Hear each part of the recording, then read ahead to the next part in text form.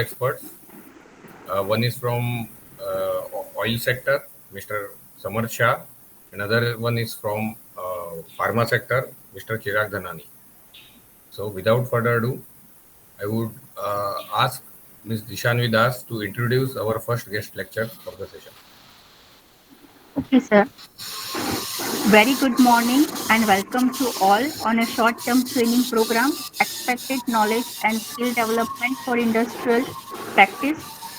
The topic of the first session is Refineries and Petrochemical Operations and Challenges, which is delivered by our today's expert, Mr. Samar Shah, sir. He is a business manager at Avonic Catalyst Private Limited, Vadodara. So now I request Samar Shah sir to share his experience with us. Sir, now you can Yeah, deliver your lecture. yes. Good morning, everyone. I will request everyone to turn off their mics so that we don't face any disturbance in between. I will start with a brief round of introduction for myself. I'm Samar Shah. Basically, I'm a chemical engineer by degree. I completed my bachelor's in chemical engineering from MS University in 2012. Post that, I joined EOP as a technical advisor, assisting startups, shutdowns, and loadings of various EOP license unit uh, that helped me to work on various hydrotreating as well as spark extruding technologies. Eventually, I joined Porosel as a technical sales manager, supporting their catalyst and adsorbent business. And over a period of time, I have moved to the business side, looking after the sales as well as business development for Evonik catalyst and adsorbents. So that's a very brief overview uh, about my experience, work experience. Uh, I wanted this session to be more of an interactive one. I haven't put a lot of slides together. What I would like to share is more of my experience over the years while I was working on site for various startups as well as catalyst and absorbent loading activities. Let us start. Uh, we'll start with the. Should we wait? Yeah, uh, Samar sir, would you Yeah. please turn on your video if it is possible? Yes. Yes. Just give me a moment.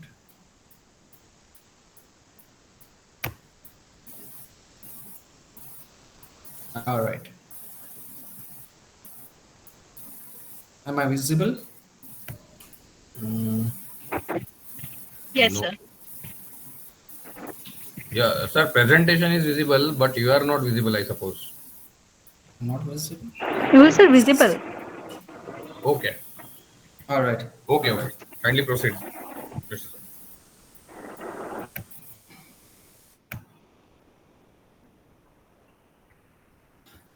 Yeah. So we'll start with very basics of the refining. Okay, so the crude oil is refined into different fractions.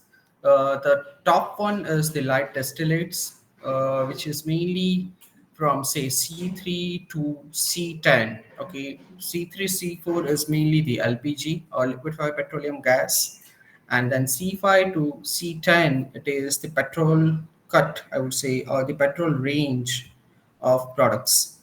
Then we have the middle distillate, which is from C9 to I would say C20 to C24, which is mainly the kerosene as well as the diesel.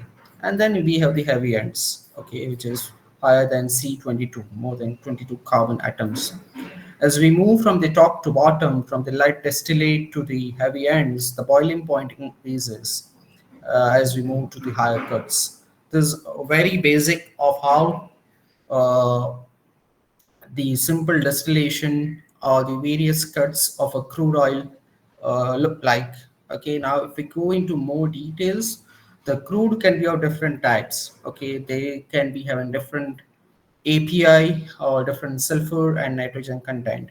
Like the Bombay High, the crude which we have from here in India, it is having say as low as 0.17% sulfur content to say Kuwait oil, which is having a higher, I would say, sulfur content.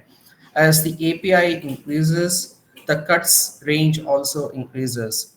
Meaning for lower sulfur content, you can get lighter distillate very easily. It will be having higher lighter as well as middle distillate, lower heavy ends. But as we move to higher sulfur content, you will be having more of the heavy ends. Okay, so that means you need to operate your refinery at a higher complexity.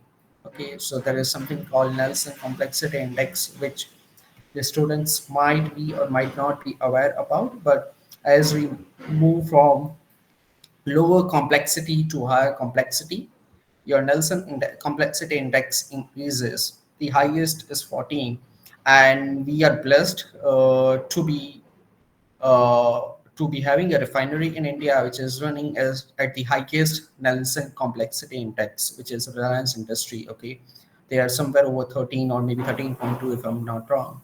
So we process, or India or Indian refineries per se process the dirtiest of crude, which is having higher sulfur content, very heavy ends, and then we turn into profitable products like say kerosene or LPG, diesel, gasoline, and other products. Okay, and this is a flow scheme of a modern refinery. Okay, so we start with crude oil. At first goes into a atmospheric distillation unit, as you all are aware about or maybe aware about, and then depending on the various cuts, they go to downstream processing unit like the top cut, LPG or gas. It goes to alkylation unit, then alkylate is formed. The straight run gasoline, it can be blended in a gasoline pool. If there are no impurities, if there are impurities, then probably we need to remove those. The naphtha goes to a naphtha hydrotreater. Okay, so the basic role of a hydrotreater unit is to hydro desulfurize and hydro denitrification of the various cuts. Okay, so you need to remove sulfur, we need to remove nitrogen as well, which are impurities in the final product. Okay, which can be either LPG, it can be either ATF, it can be either petrol or gasoline or diesel. Okay, so those are the main function of the various hydrotreater unit. So in a typical refinery, you will find a naphtha hydrotreater, you will find a kero hydrotreater. Okay, you will find a diesel hydrotreater. Okay, you will find a VGO hydrotreater somewhere over here in between. Okay, so there can be different hydrotreaters in a refinery which are used to remove the sulfur and nitrogen species to protect the downstream catalyst. Say here for a naphtha, you need to protect the platinum catalyst, uh, which goes into a CCR platformer or a catalytic reformer unit from the sulfur poison. Okay, sulfur is a poison for a platinum catalyst, as well as to keep this pack of sulfur on the downstream main products, which can be gasoline or diesel. Okay, so this is how a typical refinery looks like, or a flow scheme of a modern refinery. So naphtha cut goes into hydrotreater, followed by catalytic reforming uh, to have more of branched molecules. Okay, so as we can blend it to a gasoline pool. Then the middle distillate again goes to a hydrotreating unit to remove the sulfur and nitrogen species. Similarly, for heavy atmospheric gas oil, it goes to a hydrotreater followed by a fluid catalytic cracker. Okay, the FCC unit. Now, FCC unit, it is the heart of any refinery, and it is the most profitable unit. It is converting the higher molecular weight molecules into lower, thus increasing your gasoline pool, or it can be either also operated on a propylene mode to maximize your propylene yields. Okay, so vacuum gas oil and heavy gas oil, it goes to hydrotreater first, followed by a fluid catalytic cracker, and then you have your bottoms, which can be hydrocracked. Okay, so that is the high temperature cracking of various heavy molecules to lighter molecules into say gasoline, naphtha, or metal distillate cuts. And then you have the delayed coker or a visbreaker unit. Okay, uh, at the end of all these hydrocreators, okay, whatever H2S or sulfur is removed, we will be having a sulfur recovery unit. Okay, it is now shown over here. It's a very small unit, I would say, or a non-critical unit, because it will not provide you valuable products like gasoline or kerosene or diesel. But then again, with a sulfur recovery unit or a tail gas treater unit, which is, I would say, the last unit of a refinery, you cannot operate the entire refinery, okay? Because whatever H2S or acid gas you are generating, those have to be treated, okay? And SRU and DGTU units are the units which treat those H2S and other SO2 or CS2 and all those sulfur species, and convert it to elemental sulfur, which then forms a part in the fertilizer industry. Okay, so that's a very brief of how a modern refinery looks like. Any questions over here, or should we move ahead? I mean, I want this session to be more of an interactive one rather than I keep on presenting and I keep on speaking about any particular topic. If you have any questions, I would be happy to answer those. Students? Samar sir, Yeah. basically in the end of the session, we can take up Mhm. the questions because there Not are an issue. multiple participants. So we have practicing that. We will take up the questions at the end. If is it Not an issue. okay? Not an issue. Okay. Okay. Okay, so I will talk in more detail about what can be the challenges, okay, or what are the operation challenges, or what are the planning challenges you may face while working in a refinery. Okay, so in terms of the challenges, it can start with, say, starting from the first part, which is your crude oil. Okay, so your crude oil can have different sulfur or different APIs over a period of time. As very recently we have observed, or if I'm not sure if you guys are aware about that or not, during the last few years, as we have Russia-Ukraine war, okay, our government has started buying more of the Russian crude, okay, which is typically having a different sulfur percentage than we used to traditionally operate from the Middle Eastern crude, okay. So you need to adjust your atmospheric distillation unit, VDU distillation unit operations, because the higher the sulfur or the lower the sulfur, your cut ranges differ. Okay, so as I mentioned in my previous slide, so say if you are having a higher sulfur, you will form more heavy ends. Okay, now if you are more having more of heavy ends like over here, then your feed to a hydrocracker will increase. Okay, now your hydrocracker unit is designed for a specific capacity based on the design crude which it was intended to process. So while say designing, say let us consider some ex- uh, example. Say while designing IOCL Vadodara refinery, okay, they have considered that they will operate in a sulfur range or a crude range which is between Bombay High to say Arab Light. Okay, say from zero point 0.2 weight percent sulfur to 1.9 weight percent sulfur and 40 to 34.2 API.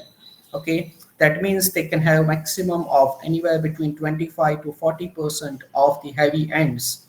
Okay, now if they are moving to say high sulfur crude, which is having higher heavy ends, okay, then the hydrocracking unit, okay, which takes more of the heavy ends, it will not be having the capacity, because these units are typically designed for say 120% or max 130% of the design capacity. And if you're moving drastically from a very low sulfur crude to a high sulfur crude, okay, then that is one of the operational challenges that you might face. Some of your units can be under design like a hydrocracker, but on the other hand, if you see your distillate, okay, it is considerably lowered from say 30% to probably around 20%. Okay, in that case, your top cut flow rate will be much lesser. Okay, that means you are not able to run your units like say a naphtha hydrotreater or a catalytic reformer at full capacity. Even those units are designed for a turn down rate of say 70% or 60%. And if you go lower than that, then you're not able to optimize the unit and run the unit in a designed way or a proper way at full efficiency. So as I mentioned, the challenges start with the change in the crude oil, okay, because that affects your all downstream units which are operational or which are supposed to be operational in a particular envelope, okay, of your feed rate, of your sulfur spec, or of your other impurities level. Okay, the another challenge which you might face is moving to a higher sulfur crude. Okay, your hydrocracker unit, as we move higher, okay, as we have more heavy ends, there are chances of more of heavy metals. Okay, now those heavy metals are tackled in a hydrotreater unit or a hydrocracker unit by having a guard bed, which will trap those metals. Now, if you are having more higher ends, then probably your that particular catalyst bed, which is designed for a particular percentage or loading of heavy metals, that might be exhausted instead of 4 years, maybe within 2 years. Okay, because you are processing more of heavier crude.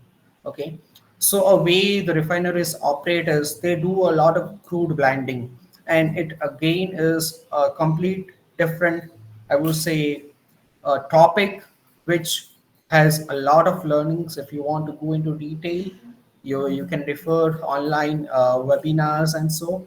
But then they need to blend the crude in a way that the design envelope is maintained and they are able to operate the refinery at the optimum capacity. Okay, so as I mentioned, that starts with the crude oil. Then there can be challenges with individual units. Okay, say a naphtha hydrotreater. Suppose if your hydrotreater catalyst fails, okay, or your RGC compressor, which is a part of a hydrotreater, or a makeup gas compressor, or a recycle gas compressor fails, then probably your hydrotreating unit, naphtha hydrotreater, you are not able to operate it. Okay, then what? Then what? You will be poisoning your downstream catalytic reformer catalyst because you are not able to run your naphtha hydrotreater unit due to failure of RGC or makeup gas compressor. Okay, and the main challenge with respect to that is RGC and makeup gas compressors are unit or are equipment where there will be no spares at all. Okay, those are huge equipment. You cannot keep a spare RGC or a spare makeup gas compressor as you are having a spare pump or maybe some other equipment. So without a naphtha hydrotreater, you are poisoning your downstream catalytic reformer catalyst with poisons like sulfur and other heavy metals. Okay, and again you are not able to blend the final product into the product slate which is being sold outside in the market like the gasoline. Okay, so how to go ahead with that? Okay, if you are putting if you are putting down a naphtha hydrotreater for whatever reason, failure of the main equipment or the failure of the catalyst. Okay, so those are the scenarios which you might anticipate uh, while running an entire refinery. There are chances, okay, that you might have a slipstream which you try to put in a say hydrotreater. Okay, it might work, it might not work. Okay, but there can be various challenges running hydrotreater unit or a catalytic reformer unit. Okay, suppose if your catalytic reformer catalyst, which is platinum based, is poison, okay, then you are not able to convert it to reform it.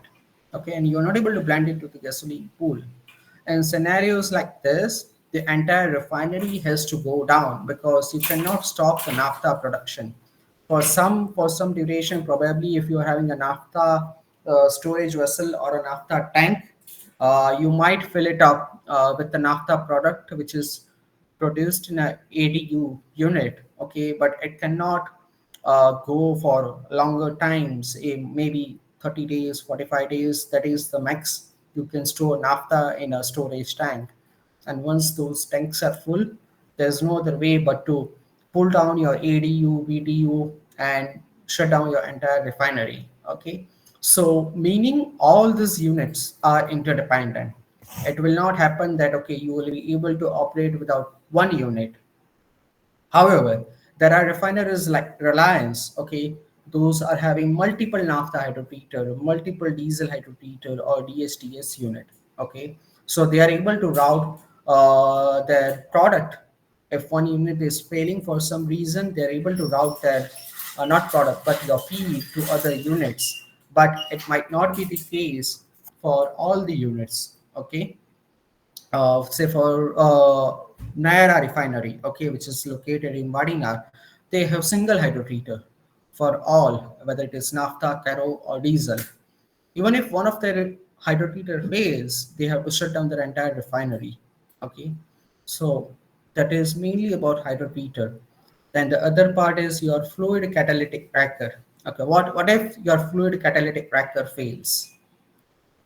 Okay, probably you are not able to generate enough kerosene or diesel or gasoline cut. Okay, and failure of FCC is one main parameter which can affect the profitability of your entire refinery. It is the most profitable unit in a refinery, and if it fails for some reason, then your entire refinery is at stake. And just to add to that, to put it in a perspective, even if you have to shut down a single FCC unit in India, okay, a single, whether it is Reliance or say IOCL Vadodara or say if it is Naira, you need approval from the Ministry of Petroleum and Natural Gas because it affects the overall gasoline demand in the country. Okay, if you are able to not pull up your FCC unit within 45 days, there will be a shortage of gasoline in India, even if one unit is shut down, to be precise. So that's how critical these units are in a refinery, and no unit can operate independently. Okay, because each units are interconnected, and operational challenges with a single unit can affect the operation of an entire refinery. Okay, so that is more about from the refinery point of view. The other thing which I wanted to highlight is when you people go on the field, okay, as or probably working as in the operation or tech services department, uh, what you need to understand is you should have a visualization of various vessels, whether it is reactors, whether it is tweeters, separators, and say pumps, valves. Okay, so you should be able to visualize how a reactor looks like. Okay, in terms of dimension, in terms of the overall plot plan, or how the reactor is put. Okay, so some of you might work as design engineers or process engineers in the future, and you might be working with some of the simulations softwares like SPAN or HISys or some others. uh, they might provide you. So, Samarth sir, yeah, yeah. uh, there was there was one suggestion. If you could Mhm. mix Hindi, Gujarati, and English, Okay, so not an issue. okay. ગુજરાતીમાં બધાને ફાવશે કે Yes. બધાને ફાવે છે ને? Okay, so I will try to speak in Gujarati in that case. તો યા તમે જ્યારે પણ કોઈ પણ વેસલ ડિઝાઇન કરો છો in future or during your કે તમારા સ્ટડીઝ દરમિયાન કે કોઈ પણ રિએક્ટર ડિઝાઇન કરો છો, તમે વિચારવાની કોશિશ કરો કે તમે જે ડિઝાઇન કરી છે, સમજો તમે તમારા સોફ્ટવેરે તમને આઉટપુટ આપ્યું કે 10 મીટરનો વેસલ છે. ઓકે, નાઉ સે 10 મીટર ડાયામીટરનો વેસલ પ્રેક્ટિકલી ફિઝિબલ છે કે નહીં? ઓકે, 10 મીટર એટલે શું? 10 મીટર એટલે કેટલું મોટું હોય કે તમે સાઇટ પર જાઓ, ઓકે, અને તમે જુઓ કે ભાઈ આ ડીઝલ હાઇડ્રોટ્રીટરનો રિએક્ટર છે, ઓકે, બહુ મોટું દેખાય છે, 5 માળ જેટલી હાઇટ છે, 6 માળ જેટલી હાઇટ છે, એનું ડાયામીટર પણ બહુ મોટું છે. તમે તમારી પીએફડીમાં રેફર કરો કે ભાઈ આ 3 મીટર બાય 7 મીટરનો વેસલ છે. હવે નાવ તમે વિઝ્યુઅલાઇઝ કરો કે ભાઈ 3 મીટર એટલે કેટલું. તમે જુઓ તમારી સામે પીએફડીમાં ડાયમેન્શન્સ જુઓ એન્ડ ટ્રાય ટુ વિઝ્યુઅલાઇઝ કે ભાઈ આ 3 મીટર એટલે હા આટલું થાય.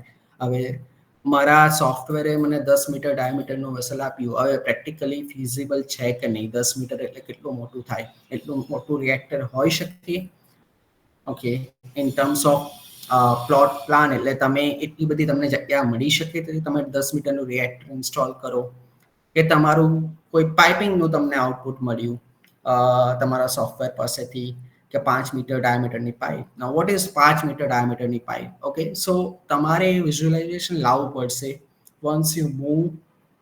તમે સ્ટડીઝમાંથી કે તમારા ડિપ્લોમામાંથી પ્રોબેબલી તમે if you take a job in some of the operating units, કે if you want to study આગળ તમારે બનવું હોય, બેચલર્સ કરવું હોય, માસ્ટર્સ કરવું હોય, સો બી ડોન્ટ ડિપેન્ડન્ટ. તમે બહુ ડિપેન્ડન્સી સોફ્ટવેર પર ના રાખો.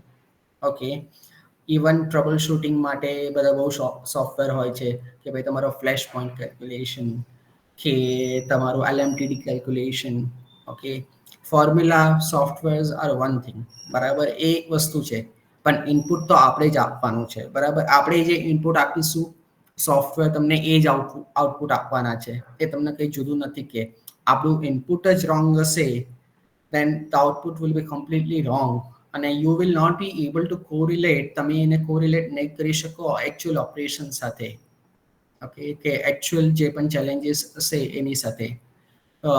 તો એક વસ્તુ તમારે જોવું પડે when you are trying to troubleshoot. જ્યારે તમે troubleshoot કરી રહ્યા છો for a failure of say a heat exchanger or a failure of a separator or a failure of a reactor. બીજા જે ચેલેન્જીસ આવે છે રિફાઇનરીમાં એ આવે છે તમારા catalyst related. Okay, not due to કે કેટેલિસ્ટ ફેલ થયું છે, પણ catalyst is not loaded correctly. Okay, correctly load નથી થયું catalyst in a reactor. Okay, so બધા કેટેલિસ્ટની એક બલ્ક ડેન્સિટી હોય. ઓકે, એન્ડ લોડિંગ બે ટાઈપનું હોય છે, કે એક તો હોય છે સોફ્ટ લોડિંગ અને બીજું હોય છે ડેન્સ લોડિંગ. સોફ્ટ લોડિંગ એટલે આપણે સમજો કે મોટું રિએક્ટર હોય, તમે ઉપરથી એક મોજો લટકાવો અને એમાંથી લોડ કરો અંદર, બરાબર. એ નેચરલ ગ્રેવિટીથી લોડ થાય. ઓકે, અને સેલ્ફ વેટને લીધે જે કેટેલિસ્ટનું સેલ્ફ વેટ હોય એના લીધે જે નોર્મલી પેક થતું હોય કેટેલિસ્ટ રિએક્ટરમાં એ રીતે થાય. That is soft loading. અને ડેન્સ લોડિંગ એટલે ડેન્સ લોડિંગનું મશીન આવે, એમાં તમે ઠૂસીને ભરો. આપણે કહીએ તો કે તમારી બોટલમાં તમારે 500 ગ્રામની બોટલ હોય ને તમારે 600 ગ્રામ ભરવું હોય તો યુ ટેપ ઇટ, રાઈટ. તમે ટેપ કરો એ બોટલને, જેથી સ્પેસ બને, પાર્ટિકલ સેટલ થાય. એને ડેન્સ લોડિંગ કહેવાય. You do a dense loading.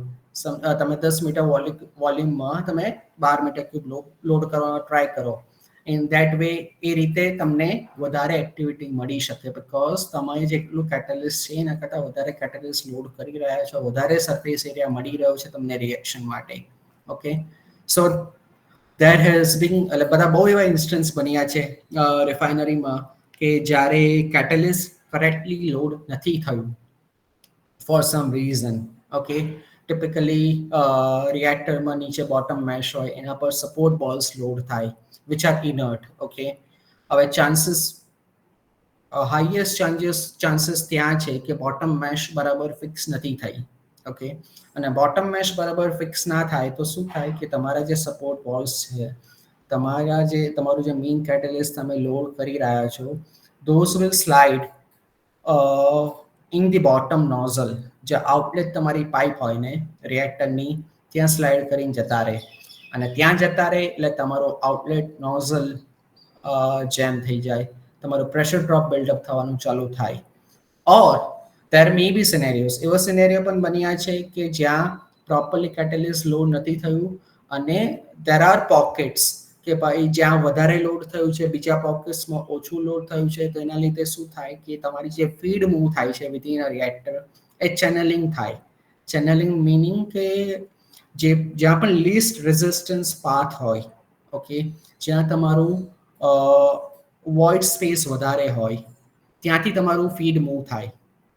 Okay, અને બીજો પાર્ટ જ્યાં તમારું પ્રેશર ડ્રોપ વધારે હોય, બહુ ડેન્સલી લોડેડ કેટેલિસ્ટ હોય, ત્યાંથી તમારી ફીડ મૂવ ના થાય. Because as you are aware કે કોઈ પણ fluid હોય, whether it is vapor or liquid, it will choose the path of least resistance. Okay, તો એના લીધે શું થાય કે જ્યાં તમારું catalyst બરાબર લોડ ના થયું હોય, જ્યાંથી most of the feed flow થતી હોય, that catalyst is getting used. Okay, and it will create differential pressure drop and differential, I would say, conversion.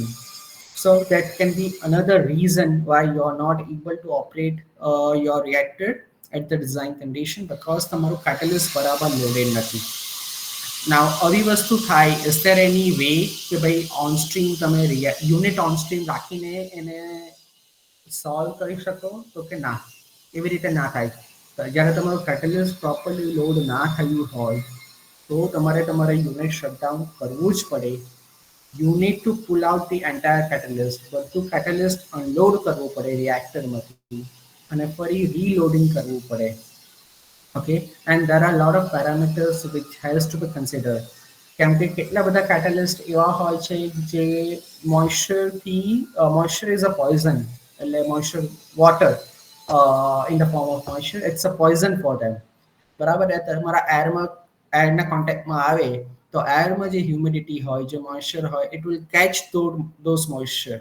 Okay, so that is again a big challenge કે ભાઈ તમારું catalyst જ્યારે reload કરવાનું હોય, you need to ensure કે that catalyst is completely dry.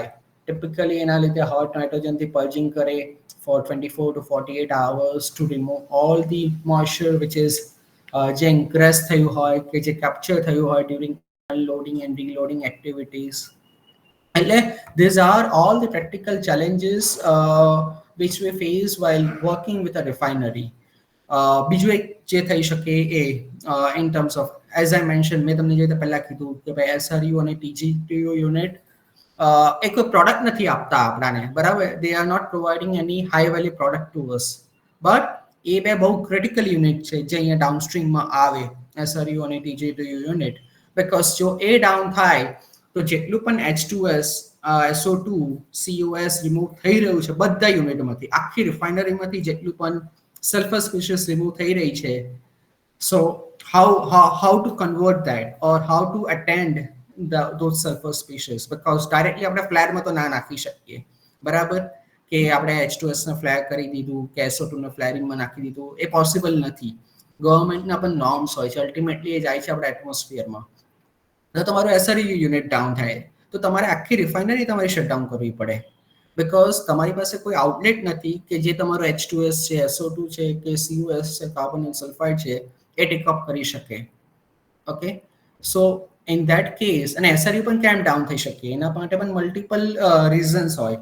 પહેલું કે ભાઈ એનું catalyst has failed, બરાબર, catalyst is not able to convert your H2S SO2 to liquid sulfur, અને લિક્વિડ સલ્ફરમાં કન્વર્ટ ના થાય કે લિક્વિડ સલ્ફરમાં કન્વર્ટ થઈ રહ્યું છે પણ it is not able to put it out. Okay, તો શું?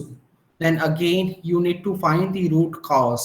There is something called root cause analysis.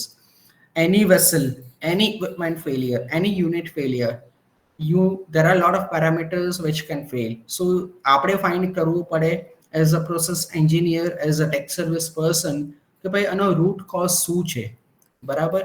કેમ કે રિએક્ટર હોઈ શકે, it can be other downstream treater હોઈ શકે, it can be separator, it can be a distillation column જ્યાં fail થઈ રહ્યું છે. So always we need to find the root cause of failure. I will give a very recent example which has happened in a refinery. Okay, there was a particular catalyst which has been supplied, જે supply થઈ રહ્યું છે બધા રિફાઇનરીમાં. Okay, I will not, હું વેન્ડરનું નામ નહીં કહું કે કેટલિસ્ટનું નામ નહીં કહું, but this just a live case study જે હું તમને પ્રેઝન્ટ કરી રહ્યો છું. એટલે એ કેટેલિસ્ટ છેલ્લા 20 વર્ષથી સપ્લાય થઈ રહ્યું છે અને બધા યુનિટમાં બરાબર ચાલી રહ્યું છે. સડનલી એ જ કેટેલિસ્ટમાં ને લીધે one of the refinery complain કે ભાઈ તમારું કેટેલિસ્ટ કામ નથી કરતું એસઆરયુમાં અને સલ્ફર નથી બનતું, તો તમારું કેટેલિસ્ટમાં કંઈ પ્રોબ્લેમ છે. બરાબર, અમને H2S આઉટલેટમાં પણ એટલું જ મળી રહ્યું છે જેટલું ઇનલેટમાં મળે છે. અમને COS અને SO2 પણ આઉટલેટમાં એટલું જ મળી રહ્યું છે જેટલું ઇનલેટમાં મળે છે. અને એ સલ્ફરને કન્વર્ટ નથી કરી શકતું, સલ્ફરમાં કન્વર્ટ નથી કરી શકતું તમારું કેટેલિસ્ટ. ઓકે, અને આ એક્ટિવિટી 2-3 મહિના ચાલી, બધો બહુ ડેટા લીધો, બધો બહુ ડેટા એનાલાઇઝ થયો, but no one was able to find out કે ભાઈ શું છે, કેમ આવું છે. Because as per the temperatures જો કન્વર્ઝન ના થતું હોય તો જે એક્સોથર્મ મળે, ટેમ્પરેચર એક્સોથર્મ મળે કેટેલિસ્ટ પેડમાં એ ના મળે, પણ એ પણ મળતા હતા. દેટ મીન્સ કે ભાઈ કેટેલિસ્ટ વોઝ વર્કિંગ ફાઇન. હા, પ્રેશર ડ્રોપ વધી રહ્યું હતું, પણ પ્રેશર ડ્રોપના બીજા પણ રીઝન હોઈ શકે. અને there were 10 different parameters which જે આપણે એનાલાઇઝ કર્યા for different reactor as well as separator as well as condenser, but everything was fine, બધું બરાબર હતું, બરાબર, but તો પણ એમને કન્વર્ઝન નહોતું મળતું for some reason.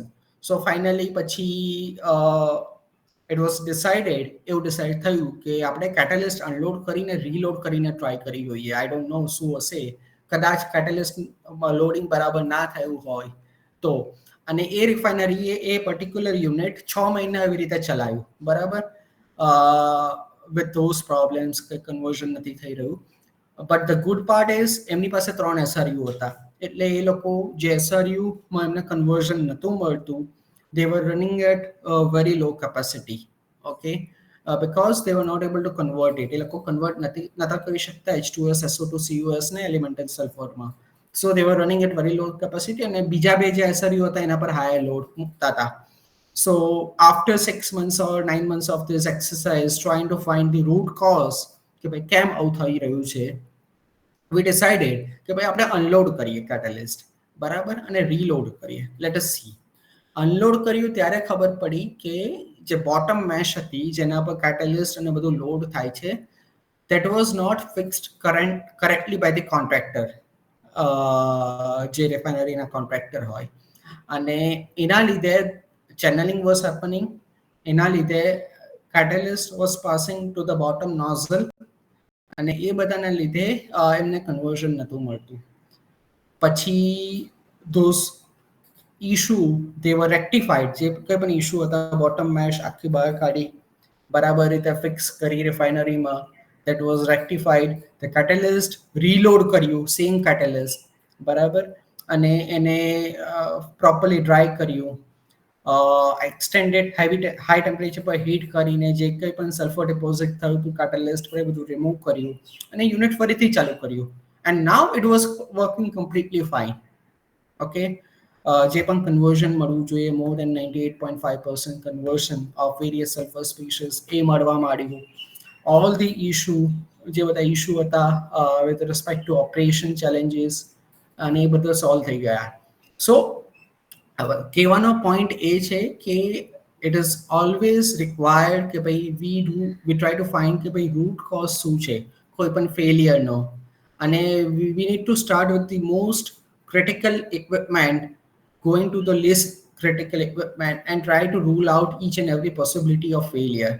તો જ તમે ફાઇન્ડ કરી શકશો કે ભાઈ કેમ મારું યુનિટ ફેલ થઈ રહ્યું છે, કેમ મારું રિએક્ટર ફેલ થઈ રહ્યું છે, કે કેમ મારું પ્રોડક્ટ ઓફ સ્પેક આવી રહી છે. Okay, that is with respect to some details on the SRU. બીજું જે હોય છે એ ગેસોલિન, ડીઝલ, કેરોસીન, ઓકે, એના પર પણ સ્પેસિફિકેશન હોય છે. આપણે અત્યારે BS6 ચાલી રહ્યું છે. આઈ એમ નોટ શ્યોર તમને બધાને ખબર છે કે નહીં what is BS6 norms. Okay, BS6 નોર્મ્સમાં સલ્ફર અને નાઇટ્રોજન પર લિમિટ છે. આપણે ગવર્મેન્ટે લિમિટ મૂકી છે કે તમે જે પણ પેટ્રોલ કે ડીઝલ પ્રોડ્યુસ કરો એમાં લેસ દેન 8 પાર્ટ્સ પર મિલિયન ઓફ સલ્ફર હોવું જોઈએ. ઓકે, that will help, એ આપણને હેલ્પ કરે છે કે સલ્ફર એમિશન નોર્મ્સ જોડે, બિકોઝ જ્યારે પણ ફ્યુલ બર્ન થાય, ઓકે, કમ્બશન થાય, you are putting out sulphur into the atmosphere, બરાબર. આપણે 2020 પહેલા આપણે 50 ppm નો નોર્મ્સ હતો. વી વર એટ BS4 અને આપણે ગવર્મેન્ટે ડિસાઇડ કર્યું કે BS4 થી ડાયરેક્ટ BS6 મૂવ થઈશું, BS5 પણ નહીં. So that is where we move from BS4 to BS6 અને અત્યારે આપણા જે એમિશન નોર્મ્સ છે એ લેસ દેન 8 ppm ઓફ સલ્ફરના છે, લેસ દેન 10 ppm ઓફ નાઇટ્રોજનના છે. For that as well, you need to blend. Okay, you need to blend gasoline. Say gasoline તમારું FCC માંથી આવી રહ્યું છે, એમાં તમારી પાસે 15 ppm સલ્ફર છે. જે તમારું ગેસોલિન મિડલ ડિસ્ટિલેટમાંથી આવી રહ્યું છે, એમાં તમારી પાસે મે બી 4 ppm સલ્ફર છે. Okay, so you need two blend it in a way કે ભાઈ તમારા BS6 નોર્મ્સ મીટ થાય. અગેન એ કમ્પ્લીટલી ડિફરન્ટ એરિયા છે. એના માટે રિફાઇનરી પાસે પોતાની ટીમ હોય છે જે ખાલી બ્લેન્ડિંગ માટે કાળજી રાખે છે કે ભાઈ કરેક્ટલી પ્રોડક્ટ્સ બ્લેન્ડ થાય. બરાબર, એવી રીતે ATF, what is ATF? Aviation jet fuel. બરાબર, જે આપણે જેના લીધે આપણું એરોપ્લેન્સ અને ફ્લાય કરે, which is basically kerosene or an improved version of kerosene. તો ATF માટેના પણ ગવર્મેન્ટે નોર્મ્સ પાડ્યા છે. Okay, so we need to meet those norms કે ભાઈ જે આઉટલેટમાં જે એમિશન નોર્મ્સ છે એ મીટ થવા જોઈએ. And then these are the bottom products, mainly lube oil, greases, coke, બરાબર છે, જેનાથી આપણું lubrication oil બને અને એ બધું બને. સો એના માટેના પણ અત્યારે ગવર્મેન્ટના નોર્મ્સ હોય છે કે બંકર ફ્યુલ, બરાબર, જે આપણું શિપ્સમાં યુઝ થાય. તો એના માટે પણ ગવર્મેન્ટના ગ્લોબલી નોર્મ્સ છે, ખાલી ઇન્ડિયામાં નહીં, ગ્લોબલી. સો એના માટે પણ બ્લેન્ડિંગ જરૂરી છે, રીપ્રોસેસિંગ જરૂરી છે, processing of the various lube oils જરૂરી છે. Again, that is a different area of expertise કે જેમાં કામ થઈ શકે એવું છે. So that is in nutshell how a refinery, what are the units, કયા યુનિટ આવી શકે રિફાઇનરીમાં, બરાબર, શું ચેલેન્જીસ થઈ શકે રિફાઇનરીમાં. ઇન વેરી નટશેલ, 1 કલાકમાં તો બહુ ડિટેલમાં ના જવાય ઈચ એન્ડ એવરી યુનિટમાં, બટ મેં તમને ટ્રાય કર્યું એક્સપ્લેન કરવાનું કે ભાઈ શું થઈ શકે, what can be the challenges. And one thing which જે તમારે ધ્યાનમાં રાખવાનું કે બધા યુનિટ્સ ઇન્ટરકનેક્ટેડ છે. ઓકે, એવું ના થઈ શકે કે યુનિટ બંધ થઈ જાય અને તમે તમારી રિફાઇનરીના બીજા બધા units without any issue or without any problem ચલાવી શકો. That is another thing which you guys need to keep in mind. અને બીજું જે ડિપેન્ડ કરે એ તમારા ક્રૂડ ઓઇલ કમ્પોઝિશન કે ક્રૂડ ઓઇલ સ્લેટ પર પણ ડિપેન્ડ કરે છે of the operation of your refinery.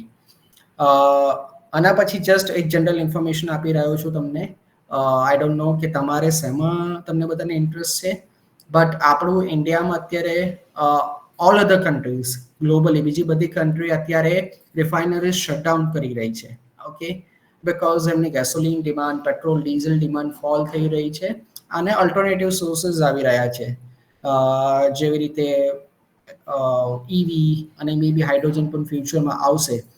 But India is one of the country, okay, જે રિફાઇનરી એક્સપાન્ડ કરી રહી છે. We are going to double our capacity from the current capacity till 2040. આપણે double કરી રહ્યા છે આપણી કેપેસિટી. ઇવન વિથ ધીસ EVનું જે પુશ આવ્યું છે કે may be hydrogen fuel cell vessel ફ્યુચરમાં આવશે, તો પણ આપણી ગેસોલિન ડિમાન્ડ અને એ બધું ફોલ નથી થવાનું. ડીઝલ ડિમાન્ડ એ વધી રહ્યું છે. That is why there are a lot of refineries, new refineries coming up. Either those can be greenfield, એટલે કે નવી જ આખી રિફાઇનરી બને છે, કાં તો બ્રાઉનફિલ્ડ એક્સપાન્શન પણ ચાલે છે જ્યાં રિવેમ્પ થઈ રહ્યા છે. જેવી રીતે IOCL વડોદરાની સમજો પ્રેઝન્ટ કેપેસિટી 15 MMTPA છે, 15 મેટ્રિક ટન. નાવ એ લોકો ત્યાં જ રિવેમ્પ કરીને they are trying to move to 20 MMTPA. Okay, a lot of expansion is coming in the refinery area. The other big trend, જે બીજો મોટો ટ્રેન્ડ ચાલી રહ્યો છે એ છે integration of refinery with petrochemical unit. Okay, આપણું ઇન્ડિયાનું પ્લાસ્ટિક કન્ઝમ્પશન પણ વધી રહ્યું છે. સો સ્ટેન્ડ અલોન રિફાઇનરી નો survival is very tough. Okay, કે રિફાઇનરીમાંથી ખાલી ગેસોલિન, ડીઝલ, કેરોસીન અને લ્યુબ ઓઇલ બનાવીને વેચો અને you will make hefty profits કે તમે તમારું રિફાઇનરી સર્વાઈવ કરી શકશો. That is not possible. So અત્યારે જે ચાલી રહ્યું છે ટ્રેન્ડ આપણા ઇન્ડિયામાં, you need to integrate your refinery with petrochemical unit. Okay, that means you need to put a gas cracker, you need to put a polyethylene unit, જે HDP, LDP, LLDP produce કરી શકે.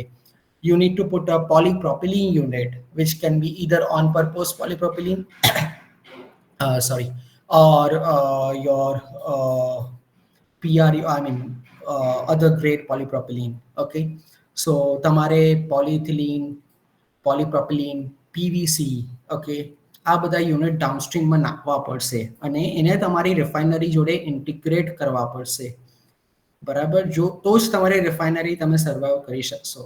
સો તમે ઇન્ડિયામાં જોશો, there are a lot of PPP units coming up, जैसे IOCL Panipat છે, IOCL Barauni છે, BPCL છે, નયારા રિફાઇનરી છે, which were જે પહેલા ખાલી સ્ટેન્ડઅલોન રિફાઇનરીઝ જ હતા, જે લોકો ખાલી ગેસોલિન, કેરોસીન, ડીઝલ બનાવીને વેચતા હતા. Now they will not be able to survive. So એ લોકોના already PP, polypropylene units, polyethylene units આવી રહ્યા છે. Okay, so refinery and petrochemical, currently those are growing very good in India.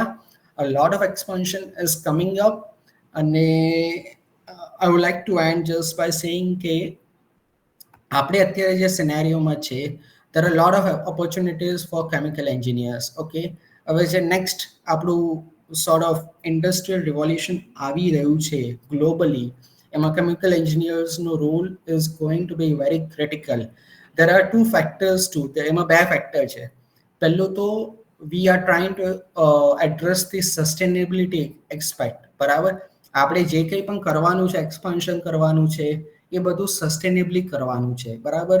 આપણે એટમોસ્ફિયરમાં hazardous gases, sulphur species કે એ બધું emit કરીને આપણે expansion નહીં કરી શકીએ for obvious reason of global warming. એટલે આપણે જે કંઈ પણ કરવાનું છે સસ્ટેનેબિલિટી કરવાનું છે, અને એના માટે new technology development are required, અને એમાં સૌથી મેજર રોલ આપણા કેમિકલ એન્જિનિયરનો રહેવાનો છે. અને બીજું જે ઇન્ડિયામાં ગ્રોથ થઈ રહ્યો છે, બરાબર, એના લીધે આપણી એનર્જી ડિમાન્ડ. ઓકે, સો એનર્જી એટલે ગેસોલિન પણ એનર્જી કહેવાય, LPG પણ એનર્જી કહેવાય, ડીઝલ પણ એનર્જી કહેવાય, ઇલેક્ટ્રિસિટી પણ એનર્જી કહેવાય, બધું એનર્જી કહેવાય. પ્લસ ધી લોકલ કન્ઝમ્પશન, બરાબર? બધે આપણે પ્લાસ્ટિક વપરાય છે અને દિવસે દિવસે વધવાનું છે પ્લાસ્ટિક યુઝેજ ઇન ઇન્ડિયા, જે રીતે આપણું કન્ઝમ્પશન વધી રહ્યું છે. તો એ બધું આપણે વધારવાનું છે. That is on a growth path in India, બરાબર? But that we need to do it sustainably, બરાબર? USA કર્યું કે યુરોપે કર્યું આજથી 20 વર્ષ પહેલા, they haven't thought about environmental impact, કે ભાઈ એન્વાયરમેન્ટમાં શું ઇમ્પેક્ટ થશે. પણ આપણે ગ્રોથ પણ કરવાનો છે, આપણે ગ્રો પણ થવાનું છે, but it has to be sustainability. એટલે technological development has to be at the forefront, કે આપણે જૂની ટેકનોલોજી લઈને એ ડેવલપમેન્ટ નહીં કરી શકીએ because of the governmental norms, because of the impact on the environment. Okay, so that is where a critical role, a very important role will be played by all the chemical engineers globally as well as in India. So હું તો એ રીતે કહીશ કે અત્યારે આપણું sector, it's a sunshine sector, and you guys or all of us as chemical engineers, we are in the right place at the right time, કે જ્યાં આપણે વિચારી શકીએ કંઈ નવું કરવા માટે, કે we can help કે ભાઈ કંઈ નવું ટેકનોલોજી ડેવલપમેન્ટ થાય, નવું કેટલિસ્ટ ડેવલપમેન્ટ થાય, કે નવું પ્રોસેસ ડેવલપમેન્ટ થાય. So I would like to end it over here and open it for questions. Mehul sir, Dishanavi ma'am, is this good or you want me to talk about anything else? Yes, sir. We can go for.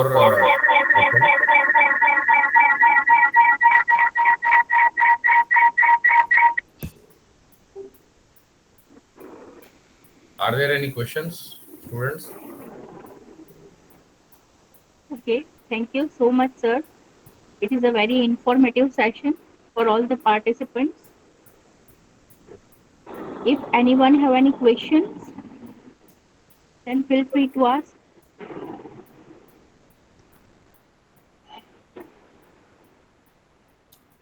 પૂછો બધા યાર. I mean interactive રાખવાનું છે, મારે present કરવા માટે નથી આ સેશન, તમારા સ્ટુડન્ટ્સ માટે છે. Students, is there any questions for the expert? આ તમારે રિફાઇનરી અને પેટ્રોકેમિકલ સેક્ટર વિષય છે. તમે ઘણા બધા આમાં કામ કરી રહ્યા છો અથવા આમાં જશો, તો તમારે કોઈ પણ ક્વેરી હોય તો તમે એમના સાથે ક્લિયર કરી શકો. સમર સર, એક ક્વેશ્ચન હતો કે આ જે પેટ્રોકેમિકલ સેક્ટર છે, તમે ઇનિશિયલી ડિઝાઇનિંગ, જેમ તમે મેન્શન કર્યું, તમે ડિઝાઇનિંગ ઓપરેશન્સથી પછી તમે બિઝનેસ સાઇડમાં આવ્યા, મેનેજરિયલમાં. તો એ ટ્રાન્ઝિશન કેવી રીતે હોય છે અને ટેકનિકલ ટુ મેનેજર સાઇડ એ કેવી રીતે આપણે શિફ્ટ કરી શકીએ? સી, એમાં 2-3 ફેક્ટર હોય. ધ ફર્સ્ટ વન ઇઝ તમે જાતે કરી શકો. Okay, you need two plan four it, કે ભાઈ તમે અત્યારે ઓપરેશન્સમાં છો અને તમારે ટાઈમલાઈન સેટ કરવી પડે કે ભાઈ eventually I would like to move to tech services or the management in the next 5 years. Okay, so તમારે યુ નીડ ટુ લર્ન કે ભાઈ શું શું એમાં રિક્વાયરમેન્ટ હોય, or you need to upgrade yourself for that. બીજું હોય કે તમને ઓપોર્ચ્યુનિટી મળે at the right time. Probably તમારી ટીમ, કોઈ મેનેજમેન્ટ મેમ્બર્સ મેનેજરિયલ સાઇડ પર કોઈ છોડીને ગયું છે and you have those soft skills ને તમને ઓપોર્ચ્યુનિટી મળે, then you need to capture it. એટલે ટુ બી પ્રિસાઇઝ, મને પણ એવી રીતે જ ઓપોર્ચ્યુનિટી મળી. I don't wanted to be, હા રોહિત, એક minute, I don't want it to be on a technical part. Okay, so when I got an opportunity, I tried to convert it. એટલે it depends કે ભાઈ તમારે management side પર રહેવું છે, technical side પર રહેવું છે, ને what is your inclination, and eventually you need to move in that direction. Yes, Rohit. Yes, Rohit. Rohit, you are on mute. Sir, future માટે આની પેટ્રોકેમિકલ જે ફિલ્ડ છે એ કેવી છે અને એમાં કયા કયા ચેલેન્જીસ આવી શકે તમારા હિસાબથી? સી, ચેલેન્જીસ નહીં વિચારવાનું, ઓપોર્ચ્યુનિટી જોવાની. ચેલેન્જીસ તો આવશે બધા, બટ એઝ આઈ મેન્શન્ડ કે petrochemical, if you want me to put in a number, અત્યારે આપણું પર capita plastic consumption is somewhere in the range of 2 to 3 kg.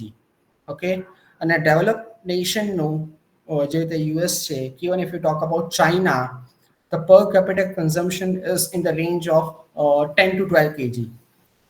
Okay, so there is a potential for at least 3 to 4 times growth in the Indian petrochemical industry. Okay, so that is the potential. In terms of challenges, I don't think there is a replacement of plastic at this point of time completely, or there will be a replacement of the plastic, conventional plastic completely.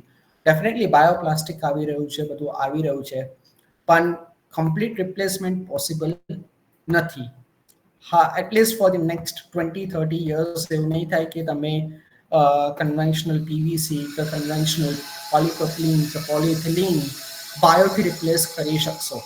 Bio will definitely take up a chunk of it, say 10%, 20%, બાકી 80% તો આપણું conventional રહેવાનું છે. સો I don't see કે ભાઈ ફ્યુચરમાં પણ એ ફિલ્ડમાં કોઈ ચેલેન્જીસ આવશે, બટ ડેફિનેટલી નવા ડેવલપમેન્ટ રહેવાના છે. And you can move in those areas like the bioplastic and things like that. એટલે એ બધા સનરાઈઝ સેક્ટર રહેવાના છે in the future. So always think of the opportunity, always look at the brighter side rather than કે ભાઈ એવું વિચારવાનું કે ભાઈ there are challenges, or જે અત્યારે લોકો વિચારે છે કે 20-25 વર્ષ પછી, 30 વર્ષ પછી પેટ્રોલ ડીઝલના વેહિકલ્સ નહીં રહે, એવું નથી થવાનું. મે બી ફોર નેક્સ્ટ 50 years પેટ્રોલ અને ડીઝલથી ચાલતા વેહિકલ્સ રહેવાના જ છે, બિકોઝ જે રેટથી આપણે ઇન્ડિયામાં ગ્રોથ થઈ રહ્યો છે, કે ચાઇનામાં ગ્રોથ થઈ રહ્યો છે, probably China is still flat, but આપણે ઇન્ડિયામાં ગ્રોથ થઈ રહ્યો છે. We cannot replace it completely with EV or hydrogen fuel cell technology because એના પણ ડિસએડવાન્ટેજીસ છે. એટલે કોઈ પર્ટિક્યુલર ફિલ્ડ કમ્પ્લીટલી બંધ નથી થવાની, weather it is refining or petrochemical, A survival રહેશે. અને એની સાથે સાથે parallelly there will be new emerging fields.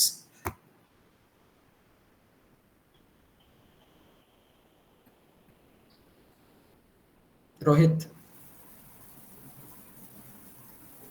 Yes, sir. Yes, clear. Any more questions?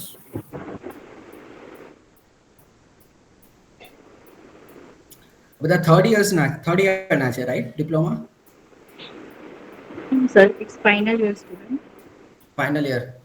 So, I mean, Final. તમારા બધાનો interest શું છે? You want to go for bachelor's કે you want to move in the industry? શું કરવું છે તમારા બધાએ? ભણવું છે આગળ કે પછી ડાયરેક્ટ ઇન્ડસ્ટ્રીમાં જવું છે? સર, આ ઉપર તમારું શું તમારો ઓપિનિયન જણાવો જરા. હું તો કહું છું ઓપોર્ચ્યુનિટી મળે છે તો ભણી લેવાનું.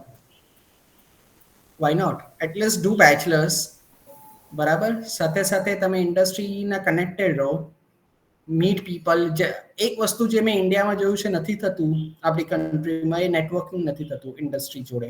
ડેફિનેટલી મેહુલ સર અને બધાએ ચાલુ કર્યું છે આ રીતે સેશન ને બધું, બટ ખાલી this is not networking, okay? There is a lot which you need to do to connect to the industry people. તો જેમ જેમ તમારું નેટવર્કિંગ વધશે, તમારું નોલેજ વધશે, અને મારા હિસાબથી ઓપોર્ચ્યુનિટી મળે છે તો ભણી લેવાનું, બેચલર્સ, માસ્ટર્સ, જેમાં તમારો ઇન્ટરેસ્ટ હોય, કે MBA અધ વચ્ચે ના છોડો. એન્ડ ધેન યુ કેન, તમારી પાસે ટાઈમ છે ઇન્ડસ્ટ્રીમાં જવા માટેનો. But in the mean time be connected with the industry people. Sir, ઘણા બધા લોકોનું અહીંયા પ્લેસમેન્ટ થઈ ગયેલું છે, હારી હારી જોબ્સ પણ મળી ગયેલી છે. તો જો અમે એક્સટર્નલ કરવા માંગીએ તો એમાં કઈ નુકસાન કે કઈક ફાયદો કઈક તમારા ઓપિનિયનમાં કઈ છે? સી, એ છે ને પર્સનલ પર ડિપેન્ડ કરે છે, how you are able to cope up with the external bachelors કે જે પણ તમારી ડિગ્રી હોય. જોબ મળી ગઈ છે, દેટ ઇઝ ફાઇન, બટ એક પર્ટિક્યુલર પોઈન્ટથી તમારે ઉપર મૂવ થવું હશે ને, તો at least you will need bachelors or masters, બરાબર? તમે ડિપ્લોમા કરીને જોબ પર લાગી જશો તો ઓપરેશન્સથી ટેક સર્વિસમાં તમારે મૂવ થવું હશે તો તમને 10 વર્ષ જોઈશે, મે બી 8 વર્ષ જોઈશે. If you will have a bachelor's degree, you can move within 2 years or 3 years, okay? So always long term થોડું વિચારો, શોર્ટ ટર્મ ના વિચારો. ઠીક છે, you might be gating really good job, અત્યારે તમને 3-4 લાખ 5 લાખ 6 લાખની જોબ મળી છે, that is fine, પણ આગળનો ગ્રોથ શું? જે તમને આગળ મલ્ટિપ્લિકેટિવ ગ્રોથ જોઈતો હશે તો એના માટે at least bachelors will be required. Otherwise તો પછી તમે ઓપરેશન્સમાં અટકેલા રહેશો ને ગ્રોથ તમારો લિમિટ થઈ જશે. સો આઈ વિલ રિકમેન્ડ કે એટલીસ્ટ બેચલર્સ સુધી કરો, પછી આગળ તમારે કરવું હોય ના કરવું હોય એ તમારો પર્સનલ વ્યૂ પોઈન્ટ છે.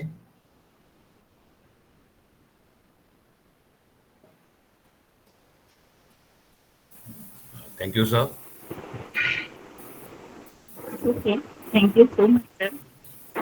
All right. Thank you very much for the opportunity. અને yeah, thanks a lot for the opportunity. I would be pleased to do. અચ્છા, બીજું કોઈ આવ્યું છે? પ્રથમે હેન્ડ રેઝ કર્યો છે. યસ પ્રથમ. Hello sir. हाँ प्रथम. हेलो. यस सर, इंडस्ट्री में सर जो हम अभी डिप्लोमा के बाद चले जाएंगे सर, तो फिर सर बी के बाद क्या फर्क पड़ेगा? बी के बाद क्या फर्क पड़ेगा? एक तो बी डिग्री वो टैग मिलेगा, ठीक है? That is really important. There are lot of things જે તમે ખાલી ડિપ્લોમામાં નથી બની શકતા, અને એક્સપોઝર જે તમને બીમાં મળે છે, બરાબર? અને તમારે આગળ મૂવ થવું, if you want to move ahead in your professional career, તો બી તો રિક્વાયર્ડ છે જ, બરાબર? ખાલી ડિપ્લોમાથી તમે પ્રોબેબલી મેનેજરિયલ સાઇડ પર નહીં જઈ શકો એટલું ઇઝીલી. જે તમે બેચલર્સ હશે, તમારી પાસે બી ડિગ્રી હશે, then you will be able to move to the managerial side. Sir, आप अभी किस फील्ड, मतलब इंडस्ट्री में कौन से सेक्टर में हो? मैं catalyst and adsorbent for refinery and petrochemicals. Sir, I work in अगर refinery and petrochemical industry. अगर सर इंडस्ट्री में मार्केटिंग में जाना है तो एमबीए कर सकते हैं? सी ऐसा नहीं है कि जाना है तो कर सकते हैं। मैं खुद सेल्स मार्केटिंग और बीडी में हूँ, मैंने कोई एमबीए नहीं किया हुआ है, ठीक अच्छा। है? तो ऐसा नहीं है कि रिक्वायरमेंट है, मस्ट रिक्वायरमेंट है कि चाहिए ही चाहिए, but then it also depends from person to person.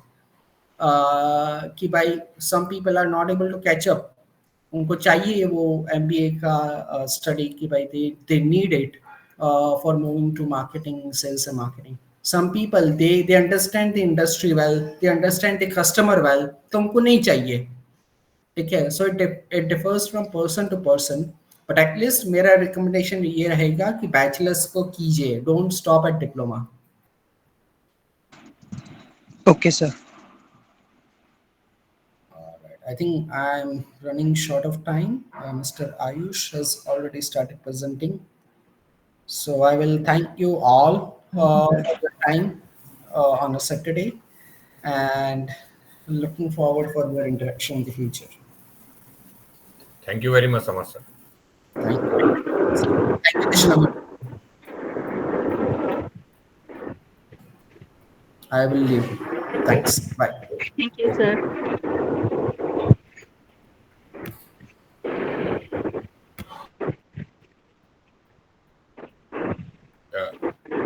So our next expert has joined.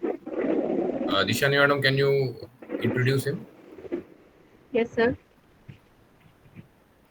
Okay, now it's a time for a second session. Our second session is delivered by our expert, Mr. Chirag Dhanani, sir, on the topic pharmaceutical industries and progress path for a chemical engineers. He is working as a senior executive at Atul Chemical Limited. Atul, I request Chirag sir to share his experience with us.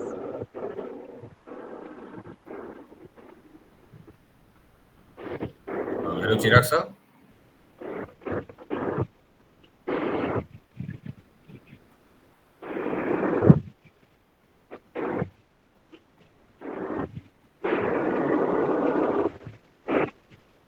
Hello. Chirag sir, can you hear us? Yeah, he is there. He is confirming with some message. I will tell him.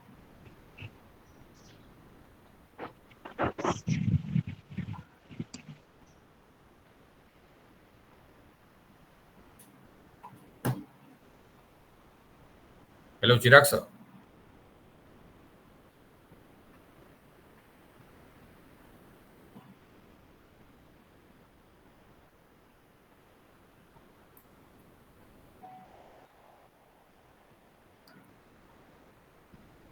Okay.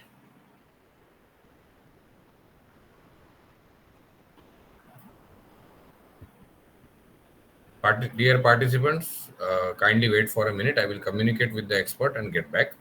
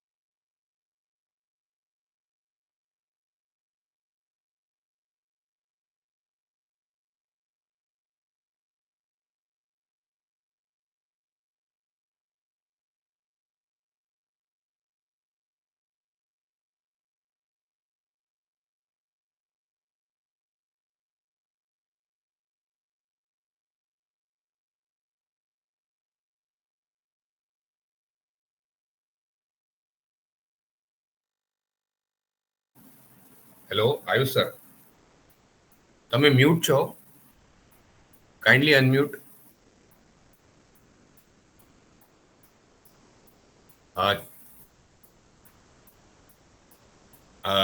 Sir, તમારો Mike mute છે, એને unmute કરજો.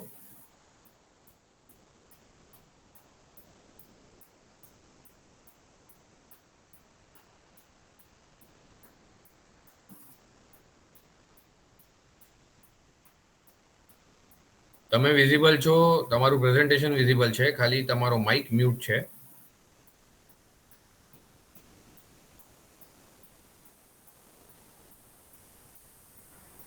Hello sir. Okay, આવે છે અવાજ? હા હવે આવે છે, હવે Okay. ક્લિયર અવાજ આવે છે. Okay. Yes sir, you can start. Okay, sir. My name is Chirag Dhanani, and I'm a B chemical engineer. Okay, and I have a total 4.7 year of experience in pharmaceutical industries. આજનો આપણો topic છે કે pharmaceutical industries ઈ practices and progress path for chemical engineers. તો આપણે ઇન્ડસ્ટ્રીની અંદર બહુ બધી ઇન્ડસ્ટ્રી આવે. કેમિકલ ઇન્ડસ્ટ્રીની અંદર કેમિકલ ઇન્ડસ્ટ્રી, ફાર્મા ઇન્ડસ્ટ્રી થઈ ગઈ, એગ્રોકેમિકલ થઈ ગઈ, પોલિમર ઇન્ડસ્ટ્રી થઈ ગઈ. બધામાં એન્જિનિયરનું એઝ અલગ અલગ રોલ હોય છે, બરાબર. તો આપણે અત્યારે આમાં જોવાનું છે ફાર્માસ્યુટિકલ અંદર કેમિકલ એન્જિનનો શું રોલ છે, બરાબર. તો આપણે આજના કન્ટેન્ટ છે, ટોપિકના કન્ટેન્ટ છે definition, pharmaceutical regulatory guidelines, department in pharmaceutical industry, role of chemical engineer in pharmaceutical industry, good manufacturing practices, principle of GMP documentation and principle of GDOC-P. Okay, step by step આપણે આગળ વધતા છે. એટલે pharmaceutical industry શું છે basic એ તમને આજે ખ્યાલ આવી જ જશે, બરાબર. તો સૌથી પહેલા ડેફિનેશન, ફાર્માસ્યુટિકલ ઇન્ડસ્ટ્રી કોને કહેવાય? તો કે જો આપણે ડ્રગ્સ જે આપણે કન્ઝ્યુમ કરીએ તો આપણને કંઈક ડિસીઝ થયેલો હોય, કંઈક ફીવર, માન લો કે ભાઈ ફીવર થયેલો હોય અને આપણને દવા કે એવું કંઈ વસ્તુ લઈએ, બરાબર. તો pharmaceutical industry is the discovery, development in manufacturing of drugs by public and private organisation. એટલે જે કોઈ પણ કંપની દવા બનાવે છે, બરાબર, અથવા દવાનું મેન્યુફેક્ચરિંગ કરે છે, કોઈ ડેવલપમેન્ટ કરે, કોઈ ડિસ્કવરી કરે, બરાબર, તો એ બધી ઇન્ડસ્ટ્રીને ફાર્માસ્યુટિકલ ઇન્ડસ્ટ્રીની અંદર કન્સિડર કરે. તો હવે ફાર્માસ્યુટિકલ ઇન્ડસ્ટ્રી તો ખબર પડી ગઈ, પણ ડ્રગ્સ એની અંદર એક વર્ડ આવેલો છે ડ્રગ્સ. ડ્રગ્સ કોને કહેવાય? તો જે આપણે substance intended for use in the diagnosis, cure, mitigation, treatment or prevention of disease. એટલે આપણને જો કોઈ હ્યુમન બોડીને ડિસીઝ થયેલો છે તો એને મિટિગેશન, ક્યોર અથવા ડાયગ્નોસિસ કરવા માટે જે કોઈ પણ વસ્તુનો ઉપયોગ થાય એને ડ્રગ્સ કહેવાય. અને એ ડ્રગ્સ જે બનાવતી કંપની છે એને ફાર્માસ્યુટિકલ ઇન્ડસ્ટ્રી કહેવાય, બરાબર. તો ફાર્માસ્યુટિકલ ઇન્ડસ્ટ્રીનું બેઝિક તો ખબર પડી ગઈ છે કે જે કોઈ બી કંપની દવા બનાવતી હોય એને ફાર્માસ્યુટિકલ ઇન્ડસ્ટ્રી કહેવાય, બરાબર. હવે આ બે ટોપિક લખેલા છે, ફોર્મ ઓફ ધ ડ્રગ્સ, કે સોલિડ અને લિક્વિડ. આપણે ડ્રગ્સ જે કન્ઝ્યુમ કરીએ, હ્યુમન બોડીમાં જે કન્ઝ્યુમ થાય એ ડ્રગ્સ કયા કયા ફોર્મમાં હોય? તો કે એક સોલિડ ફોર્મમાં હોય અને બીજું લિક્વિડ ફોર્મમાં હોય. ત્રીજું ગેસિયસ ફોર્મમાં બી હોય. ઇનહેલ જે આપણે કરીએ, ઇનહેલર જે બોલીએ, ઘણી વખત મૂવીમાં બી કદાચ કોઈ જોયું હશે કે ઇનહેલર તરીકે પેલું લે છે ગેસ, બરાબર. તો અત્યારે આપણે છે સોલિડ અને લિક્વિડ. સોલિડની અંદર આપણે ટેબ્લેટ અને કેપ્સ્યુલ એ બધાએ જોઈ જશે. અને સેકન્ડ વન છે લિક્વિડ. લિક્વિડની અંદર બી ડ્રગ્સ આવે, એ સિરપ એન્ડ ઇન્જેક્શનના ફોર્મમાં આવે. Okay, next slide please. Okay, હવે ફાર્માસ્યુટિકલ રેગ્યુલેટરી ગાઈડલાઇન. ફાર્માસ્યુટિકલની અંદર જે ગાઈડલાઇન અથવા રેગ્યુલેટરી છે, બરાબર, એનું સૌથી મહત્વનો જે મેઇન પાર્ટ છે તો એ ગાઈડલાઇન છે, રેગ્યુલેટરી. કારણ કે આપણે દવા બનાવીએ છીએ, બરાબર. દવા એટલે જે હ્યુમન બોડીમાં કંઈ અસર થઈ હોય, તો કંઈ ડિસીઝ કેવું થયું હોય તો એને ક્યોર કરવા અથવા એને પ્રિવેન્શન કરવા માટે એનું જે આપણે બનાવીએ તો એના માટે એક સ્પેશિયલ ગાઈડલાઇન ગવર્મેન્ટ તરફથી બહાર પડેલું હોય, બરાબર. તો એ ગાઈડલાઇન ફોલો કરીને પછી આપણે જે દવા બનાવીએ એમાં એ ગાઈડલાઇન ફોલો થવી જોઈએ. કારણ કે ગાઈડલાઇન જો કદાચ ફોલો ન થાય તો પછી આપણે જે પ્રોડક્ટ છે એની સેફટી, પ્યોરિટી, કન્સિસ્ટન્સી એ જળવાઈ ના રહે, બરાબર. એટલે પછી જે આડઅસર ને એવું બધું થાય એનાથી વધી જાય, બરાબર. એટલે જે ફાર્માસ્યુટિકલની અંદર રેગ્યુલેટરીનો મેઇન ઇમ્પોર્ટન્સ છે, બરાબર. Pharma regulatory guidelines plays a crucial role in ensuring the safety, efficacy and quality of pharmaceutical product worldwide. એટલે આખી દુનિયામાં જે કોઈ પણ કંપની ફાર્માસ્યુટિકલ કંપની છે એ પ્રોડક્શન કરે, બરાબર, તો એમાં સૌથી તો પહેલાં સેફટી જોવાની, કોની, પ્રોડક્ટની સેફટી, બરાબર. પછી એફિકેસી એન્ડ ક્વોલિટી. એફિકેસી એટલે કે એ કેટલું અસર કરે છે. આપણે દવા તો કન્ઝ્યુમ કરી લે, બરાબર, 500 mg 1000 mg સુધીની દવા લઈ લે, દિવસમાં કદાચ 2 થી 3 ગોળી બી લઈ લઈએ, બરાબર. તો આપણને એની એફિકેસી એટલે અસરકારકતા જોવા ન મળે તો પછી એ કંઈ કામની નહીં. વધારે કન્ઝ્યુમ કરવાથી એની આડઅસર બી થઈ શકે, બરાબર. એટલે આ બધા જે ક્વોલિટી ડેટા છે એની અંદર જળવાઈ રહેવા જોઈએ. પછી છે the guideline provides a framework of pharmaceutical companies to adhere to during drug development, manufacturing and distribution process. એટલે આ રેગ્યુલેટરીની અંદર જે ગાઈડલાઇન આપણને આપેલી હોય છે એમાં ટોટલ એક ફ્રેમવર્ક એટલે એક લાઇન બાઉન્ડ્રી આપણે જે કહીએ એની અંદર રહીને કામ કરવાનું હોય છે કે એની અંદર drug development, manufacturing and distribution બધું થવું જોઈએ, બરાબર. પછી છે પ્રોડક્ટ રિકોલ. પ્રોડક્ટ રિકોલ લગભગ બધાએ સાંભળેલું હશે કે કોઈ વખત સાંભળે કે આ કોઈ કંપની છે, બરાબર, એમાં કોઈ બાય ડિફોલ્ટ પ્રોબ્લેમ આવ્યો તો કંપની રિકોલ કરી લીધી, બરાબર. તો અત્યારે એના માટે મૂકેલો છે પ્રોડક્ટ રિકોલ માટે કે આપણે આગળ જતા એનું એક્ઝામ્પલ લેવાનું છે. તો આપણે ફાર્માની અંદર ટોટલ 2 ટાઈપના રિકોલ આવે, voluntary recall and statutory recall. Voluntary recall એટલે જે કંપની પાસે લાયસન્સ છે અથવા જે કોઈ કંપની દવા બનાવે છે, બરાબર, એને ખબર પડી ગઈ કે ભાઈ એની પ્રોડક્ટમાં કંઈક ખામી છે. હવે પ્રોડક્શનની અંદર કેવું હોય કે માન લો કે દવા આપણે બનાવી દીધી, માર્કેટમાં વેચાઈ ગઈ, પછી એને 5 વર્ષ સુધી એના જે પ્રોડક્ટ જે વેચી હોય એના સેમ્પલ રાખે કંપનીની અંદર. પછી અમુક સ્ટેબિલિટી ટાઈમ થાય એટલે એમાં ચેક કરે એના જે ક્રાઇટેરિયા આપેલા હોય એની અંદર છે કે લિમિટમાં છે કે લિમિટની બહાર છે, બરાબર. કંપનીને ખબર પડી ગઈ કે ભાઈ આ ક્રાઇટેરિયાની બહાર છે, આટલા વર્ષ સ્ટેબિલિટી 5 વર્ષની હતી એની જગ્યા પર 3 થી 4 વર્ષની થઈ ગયેલી છે, બરાબર. અથવા કોઈ ઇમ્પ્યુરિટી છે એની અંદર જનરેટ થઈ ગઈ છે, બરાબર, તો પછી કંપની છે જાતે રિકોલ કરી લે, એને વોલ્યુન્ટરી રિકોલ કહેવાય. બીજું સ્ટેચ્યુટરી રિકોલ. હવે કોઈ બી કંપનીમાં દવા વેચાય બહાર, બરાબર, હવે કોઈ કસ્ટમર એને કન્ઝ્યુમ કરે અને એની કોઈ સાઈડ ઇફેક્ટ થયેલી અને એ જો રેગ્યુલેટરીને ખબર પડે કે આ દવા કન્ઝ્યુમ કરવાથી આ સાઈડ ઇફેક્ટ્સ થાય છે, તો પછી એ જે રેગ્યુલેટરી છે એ બાય ફોર્સફુલી કંપની પાસે રિકોલ કરાવે, બરાબર. એટલે 2 ટાઈપના રિકોલ થઈ ગયા, પ્રોડક્ટ રિકોલ. નેક્સ્ટ છે okay, key regulatory and bodies for pharmaceutical industry. હવે જે આપણે રેગ્યુલેટરીની વાત કરીએ, બરાબર, તો એની અંદર મેઇન 5 થી 6 રેગ્યુલેટરી છે ટોટલ. એમાં ફર્સ્ટ આવે છે આઈસીએચ ઇન્ટરનેશનલ કાઉન્સિલ ફોર હાર્મોનાઇઝેશન. આઈસીએચ જે ગાઈડલાઇન છે એ કોઈ પર્ટિક્યુલર કન્ટ્રીનું ગાઈડલાઇન નથી, બરાબર. એની અંદર જે કન્ટ્રીના પોતાની ગાઈડલાઇન હોય, બરાબર, અને કન્ટ્રીના પોતાના જે ફાર્માની અંદર જોડાયેલા મેમ્બર્સ હોય એ બધી કન્ટ્રીના ભેગા થઈને ઇન્વોલ્વ થઈને એક કાઉન્સિલ બનાવેલું છે, બરાબર. તો એને કહેવાય ઇન્ટરનેશનલ કાઉન્સિલ ફોર હાર્મોનાઇઝેશન. એની એક ગાઈડલાઇન છે. એમાં Q1 થી લઈને Q17 સુધીની ગાઈડલાઇન, Q14 સુધીની ગાઈડલાઇન છે. એની અંદર એક છે guideline Q7 good manufacturing practices for manufacturing of active pharmaceutical ingredients. હવે જે આપણે મેઇન વાત કરીએ કે મેન્યુફેક્ચરિંગ માટે કઈ ગાઈડલાઇન છે, તો આપેલી છે ગુડ મેન્યુફેક્ચરિંગ પ્રેક્ટિસીસ, જેને આપણે જીએમપી બી કહી શકીએ, બરાબર. GMP guideline for pharmaceutical industry. પછી છે એફડીએ નું નામ તો લગભગ બધાએ સાંભળેલું જ હશે કે યુએસ FDA જે છે એ સૌથી એમાં ક્રિટિકલ ગાઈડલાઇન છે. ક્રિટિકલ એટલે એની જે ગાઈડલાઇન્સને ફોલો કરવી, કદાચ યુએસ FDA ની ગાઈડલાઇન આપણે ફોલો કરીએ ને તો બીજી કોઈ બી ગાઈડલાઇન ફોલો કરવાની જરૂર ઓટોમેટિક બધા જે પોઈન્ટ છે એની અંદર કવર થઈ જાય, એટલી સ્ટ્રેન્થન એની ગાઈડલાઇન હોય એફડીએની, બરાબર. એફડીએની ગાઈડલાઇન છે ફૂડ એન્ડ ડ્રગ્સ એડમિનિસ્ટ્રેશન, એફડીએનું. એની અંદર 21 CFR ગાઈડલાઇન છે જે ફૂડ એન્ડ ડ્રગ્સ માટે જ છે. એફડીએની એની અંદર બહુ બધી ગાઈડલાઇન આવે છે, બરાબર. એની અંદર પર્ટિક્યુલર છે 21 CFR જે કોડ ઓફ ફેડરલ રેગ્યુલેશન. એની અંદર 21 નંબરનો પોઈન્ટ છે એ ફૂડ એન્ડ ડ્રગ્સ, એટલે ફૂડ એન્ડ ડ્રગ્સ માટેની સ્પેશિયલ ગાઈડલાઇન આપેલી છે. બીજું CDSCO, central drugs standard control organisation. એ જે છે આપણે ઇન્ડિયન ગવર્મેન્ટની ગાઈડલાઇન છે, બરાબર. આપણે એ પોતાની છે ઇન્ડિયન ગવર્મેન્ટની.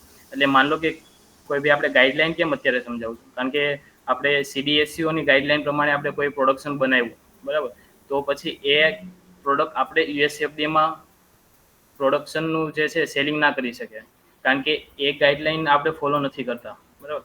એટલે આપણે જે કન્ટ્રીની ગાઈડલાઈન ફોલો કરીએ તો એ કન્ટ્રીમાં આપણી પ્રોડક્શન વેચાય, બરાબર. પ્રોડક્શન વેચાય તો જ પ્રોફિટ થાય, બરાબર. એટલે જે રીતના ગાઈડલાઈનના ક્રાઇટેરિયા વધારે હોય એ રીતના પછી પ્રોફિટ બી વધારે થાય, બરાબર. એટલે CDSCO છે આપણી અહીંયાની ઇન્ડિયન ગવર્મેન્ટની ગાઈડલાઈન છે. પછી WHO તો બધાએ સાંભળેલો છે, વર્લ્ડ હેલ્થ ઓર્ગેનાઇઝેશન, એની બી ગાઈડલાઈન છે. અને 5th નંબર છે ISO Indian standard organization, international standard organization. એમાં બી કાઉન્સિલ આપણે જે જોયેલું ICH એ જ સેમ રીતના બધી કન્ટ્રીના જે હોય લોકો એ ભેગા થઈને એક ઓર્ગેનાઇઝેશન બનાવેલું છે, એને ઇન્ટરનેશનલ સ્ટાન્ડર્ડ ઓર્ગેનાઇઝેશન. તો એના માટે QMS ગાઈડલાઈન છે, ક્વોલિટી મેનેજમેન્ટ સિસ્ટમ, કે ભાઈ પ્રોડક્શન આપણે જે મેન્યુફેક્ચરિંગ કરીએ તો એનું ક્વોલિટી છે એ જળવાઈ રહેવી જોઈએ. તો એના માટે ક્વોલિટી મેનેજમેન્ટ સિસ્ટમ કરીને ગાઈડલાઈન આપેલી છે. હવે ફાર્માસ્યુટિકલ ઇન્ડસ્ટ્રીની અંદર આપણે ગાઈડલાઈનનું જે છે એનું થોડુંક ઓવરવ્યૂ સમજી લીધું. હવે આપણે જોઈએ various department in pharmaceutical industry. તો ફાર્માસ્યુટિકલ ઇન્ડસ્ટ્રીની અંદર ટોટલ 7 ટાઈપના ડિપાર્ટમેન્ટ આવે છે. કે ફર્સ્ટ ઓફ છે રિસર્ચ એન્ડ ડેવલપમેન્ટ. હવે રિસર્ચ એન્ડ ડેવલપમેન્ટની અંદર ફર્સ્ટ ઓફ ઓલ આપણે જોઈએ તો માન લો કે કોઈ નવો મોલિક્યુલ અથવા નવી પ્રોડક્ટ જે હોય એ ત્યાં રિસર્ચ એન્ડ ડેવલપમેન્ટ થાય. રિસર્ચ કરે, એમાં ક્લિનિકલ ટ્રાયલ ને એવું બધું થઈ જાય, પછી એની અપ્રુવલ મળે. આપણે જે વાત કરીએ આગળ ગાઈડલાઈન પ્રમાણે એ ગાઈડલાઈનને ફોલો કરીને પછી DMF કરવાનો આવે પ્રોડક્ટનો, એટલે ડ્રગ માસ્ટર ફાઇલિંગ. એટલે જે ગવર્મેન્ટમાં આપણે સબમિટ કરીએ એટલે પછી ગવર્મેન્ટ આપણને ઓથોરિટી આપે કે ભાઈ આ ડ્રગ જે છે હ્યુમન બોડી માટે સુટેબલ છે, એટલે તમે નેક્સ્ટ આમાં આગળ પ્રોડક્શન સ્ટાર્ટ કરી શકો છો, બરાબર. એ રીતના અપ્રુવલ મળે પછી આપણે એનાથી આગળ મેન્યુફેક્ચરિંગ જે મોટા સ્કેલ ઉપર છે એ થઈ શકે. R&Dની અંદર બેઝિક ખાલી સ્મોલ સ્કેલ ઉપર જ પ્રોડક્શન થાય. સ્મોલ સ્કેલ એટલે અમુક કોઈ ગ્રામમાં છે, અમુક વધારે રિક્વાયરમેન્ટ હોય તો 1 થી 2 કિલોની અંદર જે પ્રોડક્શન હોય એ રિસર્ચ એન્ડ ડેવલપમેન્ટ જે ડિપાર્ટમેન્ટ છે એની અંદર થાય. એનાથી પછી આપણને અપ્રુવલ મળી જાય તો પછી એનું પાયલોટિંગ કરે. નાના સ્કેલ પરથી આપણે બનાવી દીધી, બરાબર, 100-200 ગ્રામ જેટલી દવા બનાવી, એનાથી પછી આપણે ડાયરેક્ટ ટનની અંદર ના જઈ શકીએ અથવા કિલોની અંદર વધારે 100 કિલો 200 કિલોની અંદર ડાયરેક્ટ ના જઈ શકીએ, કારણ કે એની અંદર જે બધા પ્રોસેસ પેરામીટર ને બધા બહુ ડિફરન્ટ ઓબ્જેક્ટિવ છે એનો રોલ પ્લે કરે, બરાબર. તો એના માટે આપણે સ્મોલ સ્કેલ ઉપરથી પછી પાયલોટિંગ સ્કેલ ઉપર લઈ જઈએ. પાયલોટિંગ સ્કેલમાં કેવું હોય કે 10 કિલો 20 કિલો એના ઉપરથી પછી એમાં ટ્રાન્સફર કરે. 10 કિલો 20 કિલો બનાવી દીધી પ્રોડક્ટ, પછી એનું વેલિડેશન કરે. વેલિડેશનમાં કેવું કે કોઈ બી પ્રોડક્ટ નવી આવી, બરાબર, તો હવે એને ફર્સ્ટ ટાઈમ આપણે પ્લાન્ટની અંદર ઇન્ટ્રોડ્યુસ કરીએ છીએ અથવા પ્રોડક્શન ચાલુ કરીએ છીએ તો એને વેલિડેટ કરવામાં આવે. વેલિડેશન વેલિડેશન થાય અને પછી એ જો ક્રાઇટેરિયા એના મેચ કરવામાં આવે કે ભાઈ R&D લેબ પર હતી જે પ્રોડક્શન અને પાયલોટિંગ સ્કેલ પર આપણે 100 ગ્રામ અને 10 કિલો બંનેના જે સ્પેસિફિકેશન ક્રાઇટેરિયા છે ક્વોલિટીના એ બંને મેચ કરવામાં આવે કે ભાઈ 100 ગ્રામમાં આપણે જે બનાવી હતી ક્વોલિટી એ જ ક્વોલિટીનું મટીરિયલ આપણને 10 કિલોમાં મળે છે કે નથી મળતું. જો એ 10 કિલોમાં ના મળતું હોય તો પછી એની જે પ્રોસેસ છે અથવા બીજી કોઈ ચેન્જીસ હોય તે R&D સજેસ્ટ કરે આપણને, રિસર્ચ એન્ડ ડેવલપમેન્ટ ડિપાર્ટમેન્ટ. પછી એ સજેશન કરીને પછી આપણે વધારે સ્કેલ ઉપર જે ચેન્જીસ છે એ કરીને પછી આપણે એની ક્વોલિટી મેચ કરીએ, બરાબર. એ ક્વોલિટી મેચ થાય પછી 10 કિલોમાંથી આપણે પછી આગળ જે લાર્જ સ્કેલ પ્રોડક્શન જે 200 કિલો 500 કિલો 1 ટન સુધીનું હોય, બરાબર. તો પછી એ બંનેના ડાયરેક્ટ એમાં બી વેલિડેશન કરે. લાર્જ સ્કેલ ઉપર જ્યારે ફર્સ્ટ ટાઈમ પ્રોડક્શન કોઈ બી કરે તો એનું વેલિડેશન કરે. એટલે જ્યારે ફર્સ્ટ ટાઈમ જે વેલિડેશન થાય એટલે મોસ્ટ ઓફ 3 બેચ સુધી વેલિડેશન લેવાય. એક જનરલી ટ્રાયલ લે ત્યારે આપણને ખબર ના પડે કે આની અંદર શું ક્રાઇટેરિયા આવે છે શું નહીં. એટલે કોઈ બી જગ્યા પર વેલિડેશન શબ્દ સાંભળો એટલે 3 વખત એના મિનિમમ ટ્રાયલ લેવાય, બરાબર. એટલે 3 વખત વેલિડેશન થાય. 100 કિલો પર આપણે 10 કિલો પર કર્યું, હવે 200 કિલો પર કરવાનું છે તો વેલિડેશન થઈ ગયું. પછી એ બંનેના ક્રાઇટેરિયા મેચ કરવામાં આવે. એ જો બંનેની ક્વોલિટી મેચ થાય તો પછી એને આગળ પ્રોડક્શન જે છે આપણું એને સેલિંગ માટે માર્કેટિંગ ટીમને હેન્ડઓવર કરી શકીએ, બરાબર. એ થઈ ગયું R&D થી લઈને સ્ટાર્ટિંગમાંથી આપણું એન્ડ સુધીનું પ્રોડક્શન, ક્યાંથી શરૂઆત ક્યાં થાય, બરાબર. પછી આવે છે મેન્યુફેક્ચરિંગ પ્રોડક્શન. એમાં જે મેન્યુફેક્ચરિંગનો વાત થઈ ગઈ. પછી ક્વોલિટી કંટ્રોલ. ક્વોલિટી કંટ્રોલનું કામ એ છે કે ક્વોલિટી કંટ્રોલ કરવાનું કામ નથી, કે ક્વોલિટી જે છે ચેક કરવાનું કામ છે. એટલે કંટ્રોલમાં છે કે નહીં એ કામ ક્વોલિટી કંટ્રોલનું કામ છે, બરાબર. એટલે આપણે જે સ્પેસિફિકેશન ક્રાઇટેરિયા છે એ ટેસ્ટ કરીને આપે, બરાબર. પછી મેઇન જે ફાર્માની અંદર રોલ આવે એ ક્વોલિટી એશ્યોરન્સનો આવે. ક્વોલિટી એશ્યોરન્સનો એટલા માટે કે કોઈ બી ઓડિટને એવું થાય રેગ્યુલેટરીમાંથી, તો રેગ્યુલેટરીમાંથી જે ઓડિટ થાય એને ઓડિટ ફેસ કરવા માટે જે આ પ્રોડક્શનના માણસો તો હોય જ, પણ મેઇન જે લીડ કરવાવાળા હોય, ઓડિટને લીડ કરવાવાળા, એ કંપનીની અંદરથી ક્વોલિટી એશ્યોરન્સ ડિપાર્ટમેન્ટ હોય. એને ખાલી ક્વોલિટીનું એશ્યોર કરવાનું છે કે આ જે ક્વોલિટી છે એ ગાઈડલાઇન પ્રમાણે મીટ થાય છે કે નથી થતી, એના સ્પેસિફિકેશન પ્રમાણે જે છે એ મીટ થાય છે કે નથી થતી, બરાબર. તો એ કામ છે ક્વોલિટી એશ્યોરન્સનું, એન્શ્યોર કરે પ્રોડક્શનની ક્વોલિટી, બરાબર. પછી છે ઓપરેશનલ. ઓપરેશન્સની અંદર ટેકનિકલ સર્વિસીસ. ટેકનિકલ સર્વિસીસની અંદર આપણે મેન્ટેનન્સ ડિપાર્ટમેન્ટ છે, IT department, electric department, instrument department, જેટલા બી સર્વિસ ડિપાર્ટમેન્ટ છે એ બધા ઓપરેશન્સની અંદર આવી જાય. ટેકનિકલ સર્વિસીસની અંદર જે આપણે રેગ્યુલરલી મેન્ટેનન્સ રિલેટેડ કોઈ બી એક્ટિવિટી છે, IT રિલેટેડ કોઈ બી એક્ટિવિટી છે, તો એની અંદર હેલ્પ કરે ઓપરેશન્સ ડિપાર્ટમેન્ટ, બરાબર. પછી માર્કેટિંગ એન્ડ લોજિસ્ટિક્સ. માર્કેટિંગ એટલે જે સેલ્સનું ને માર્કેટિંગનું છે એ માર્કેટિંગ ડિપાર્ટમેન્ટની અંદર આવે. પછી રેગ્યુલેટરી અફેર્સ. હવે જે આપણે આગળ ગાઈડલાઇનની જે વાત કરી, બરાબર. હવે કંપનીમાંથી એમ થાય કે ભાઈ કંપની અને જે ગાઈડલાઇન છે એ બંનેને જોડવાવાળી કડી કોણ, તો કે રેગ્યુલેટરી અફેર્સ, જે RA ડિપાર્ટમેન્ટ કહીએ. RA ડિપાર્ટમેન્ટ આખી કંપનીની અંદર એક જ હોય, સિંગલ ડિપાર્ટમેન્ટ. પ્રોડક્શન ડિપાર્ટમેન્ટ અલગ અલગ કદાચ હોઈ શકે, પણ RA ડિપાર્ટમેન્ટ છે એ સિંગલ હોય હંમેશા. કે રેગ્યુલેટરી અફેર, જો કોઈ પણ આપણે ગાઈડલાઇન છે એ ફાર્માની અને કંપનીની જે ગાઈડલાઇન છે એ બંનેને મીટ કરે, બરાબર. એ રેગ્યુલેટરી અફેર્સ ડિપાર્ટમેન્ટ. નેક્સ્ટ. હવે મેઇન જે as a engineer, chemical engineer pharmaceutical ની અંદર શું રોલ છે, બરાબર. તો એની થોડી ડિટેલ આપેલી છે કે chemical engineers are involve in the various stages of pharmaceutical development.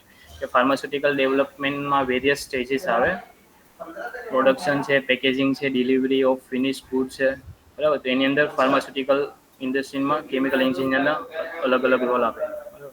પછી chemical engineering in pharmaceutical industry does this by designing, developing, controlling and optimizing the pharmaceutical carried out at every stage of development.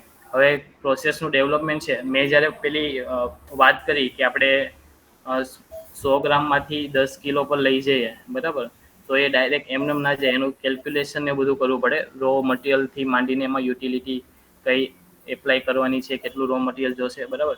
તો એની અંદર છે main chemical એન્જિનિયરનો role આવે, બરાબર. કે ભાઈ product development, પછી controlling કરવાનું, ઓપ્ટિમાઇઝિંગ કરવાનું, બરાબર. તો એની અંદર જે છે મેઇન કેમિકલ એન્જિનિયરનો રોલ આવે. પછી બીજું છે ડિઝાઇનિંગ. અંદર કોઈ ઇક્વિપમેન્ટ ડિઝાઇન કરવાના હોય તો એ ડિઝાઇનિંગની અંદર બી કેમિકલ એન્જિનિયરનો જ રોલ આવે. પછી કોઈ બી કરંટ પ્રોસેસ આવે છે, પ્રોસેસની અંદર માન લો કે રેગ્યુલરલી પ્રોડક્શન ચાલુ જ છે, પણ એની અંદર કોઈ બી ચાલુમાં એક બેચ ફેલ થઈ ગયો અથવા એની અંદર કોઈ ક્રિટિકલ ઇસ્યુ આવી ગયો, બરાબર. તો પછી એ જે પ્રોસેસ છે એનું ડેવલપમેન્ટથી માંડીને એની અંદર શું ચેન્જીસ કરવા છે પ્રોસેસ રિલેટેડ અથવા ઓપરેશન્સ રિલેટેડ, તો એની અંદર કેમિકલ એન્જિનિયર એ ભાગ ભજવે છે.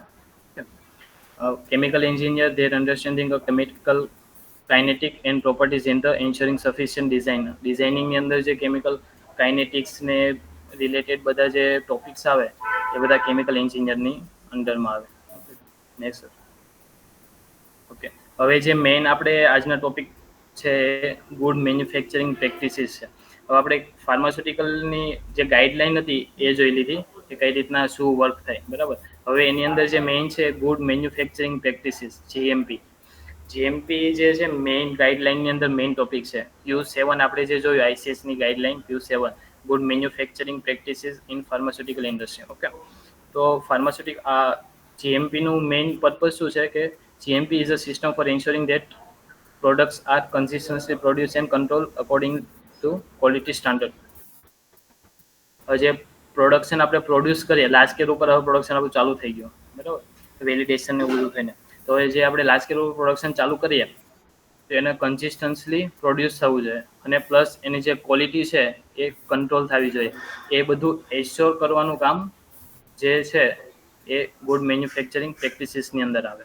ઓકે, પછી એની જે ગાઈડલાઇન છે એની ગાઈડલાઇન્સમાં એમ કહે છે the guideline is provide to guidance regarding GMP for the manufacturing of active pharmaceutical under an appropriate system for managing quality. ક્વોલિટીને મેનેજ કરીને પ્રોડક્શન કઈ રીતના પ્રોડ્યુસ કરવું એ ગાઈડલાઇનની અંદર આખું બહુ બધું ડિટેલમાં આપેલું છે. બરાબર, હવે એના GMPના 10 પ્રિન્સિપાલ છે. મેઇન જે GMPના 10 પ્રિન્સિપાલ કહેવાય તો એમાં આપણે સ્ટેપ બાય સ્ટેપ જોઈએ કે અંદર શું આવે.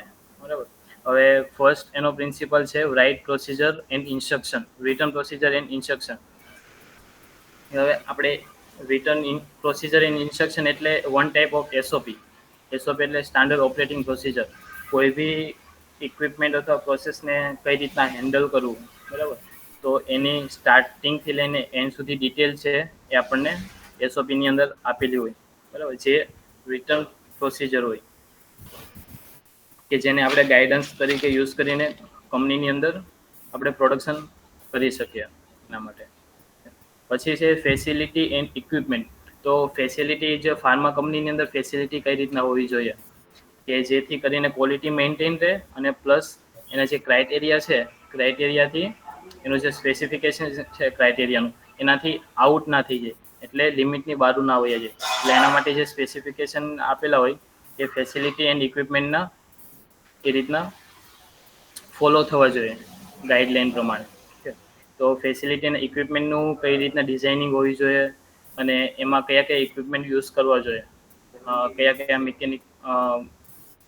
મિકેનિકલ ઇન્સ્ટ્રુમેન્ટ થઈ ગયા. બરાબર, પછી એનું જે MOC છે MOC કયા ટાઈપનું હોવું જોઈએ. માન લો SS નું હોવું જોઈએ કે પછી SS316 JLR એ બધા ગ્લાસ લાઇન રિએક્ટર કયા ટાઈપના ઇક્વિપમેન્ટ યુઝ થવા જોઈએ ઇન્ડસ્ટ્રીની અંદર એ બધી ગાઈડલાઇન આપેલી હોય આપણે આ ફેસિલિટી એન્ડ ઇક્વિપમેન્ટની જે ટોપિક છે એની અંદર.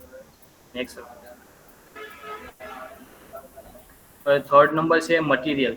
હવે આપણે જે આપણે API બનાવીએ અથવા જે ડ્રગ્સ આપણે બનાવીએ છીએ તો એની અંદર જે આપણે કોઈ બી રો મટીરિયલ જોઈએ. બરાબર, તો મટીરિયલ કેવું હોવું જોઈએ કે જે અપ્રૂવ થઈ ગયેલું હોવું જોઈએ, પાસ મટીરિયલ હોવું જોઈએ. બરાબર, તો એ આઈડેન્ટિફાઈ કરવાનું કે જે મટીરિયલ આપણે બેચ માટે યુઝ કરવાના છે એની ક્વોલિટી ચેક કરવાનું, એનું ટેસ્ટિંગના ક્રાઇટેરિયા ચેક કરવાના બધા બરાબર છે કે લિમિટેશનમાં છે કે નહીં. તો એવી ગાઈડલાઇન પ્રમાણે ફોલો થવું જોઈએ. પછી ફોર્થ નંબર છે પ્રોડક્શન.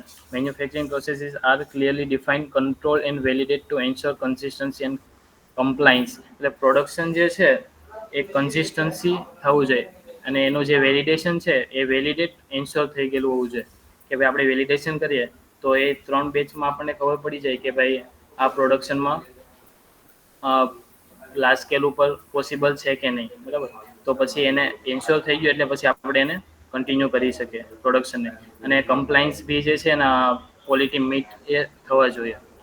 એ થઈ ગયું પ્રોડક્શન. પછી ક્વોલિટી કંટ્રોલ. ક્વોલિટી કંટ્રોલની અંદર જે આપણે ડ્રગ્સની identity, purity, potency and quality of the product એ મેન્ટેન છે કે નહીં એ ખાલી ચેક કરવાનું કામ છે ક્વોલિટી કંટ્રોલનું. એટલે ક્વોલિટી જે છે ડ્રગ્સની એ કંટ્રોલમાં રહેવી જોઈએ. ઓકે, એ પ્રિન્સિપલ થઈ ગયો GMPનો. પછી છે ડોક્યુમેન્ટેશન. મેઇન જે ડોક્યુમેન્ટેશન બહુ બધાને પેલું છે ફાર્માની અંદર ડોક્યુમેન્ટેશન આવે. બરાબર, એ જે આ ડોક્યુમેન્ટ છે એ આ ગાઈડલાઇનની અંદર જ આવે ગુડ મેન્યુફેક્ચરિંગ પ્રેક્ટિસીસની અંદર. ઓકે, તો ડોક્યુમેન્ટેશનની અંદર છે records, raw data and documents related to production and distribution should be retained and available for review. એટલે ડોક્યુમેન્ટેશન છે ગમે ત્યારે અવેલેબલ હોવા જોઈએ રિવ્યુ માટે અને ક્લિયરલી ડિફાઇન્ડ હોવા જોઈએ કે ભાઈ આ પ્રોડક્શન છે, આ દવા છે તો એનો ડોક્યુમેન્ટ આ છે. બરાબર, અને એની અંદર જે ક્લિયરલી કઈ રીતના ડોક્યુમેન્ટેશન કરવાનું એનું આપણે આગળ નેક્સ્ટ સ્લાઇડમાં જોઈએ.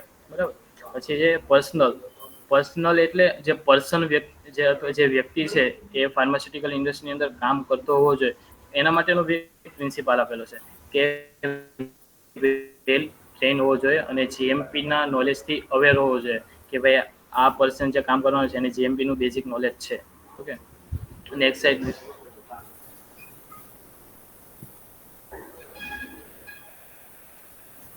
Validation and change control. હવે વેલિડેશન તો આપણે સાંભળી લીધું કે ભાઈ કોઈ બી નવું પ્રોડક્ટ આપણે ચાલુ કરીએ તો એના માટે વેલિડેશન લેવાય. ફોર એક્ઝામ્પલ કોઈ બી માન લો કે નવી બાઇક કે કોઈ મોબાઈલ નવા કદાચ માર્કેટની અંદર લોન્ચ થયા, બરાબર, તો એ ડાયરેક્ટ લોન્ચ નથી કરતા, એને પહેલા વેલિડેશન સ્ટેજ ઉપર ચેક કરે, બધું ટેસ્ટિંગ ને એવું બધું કરે.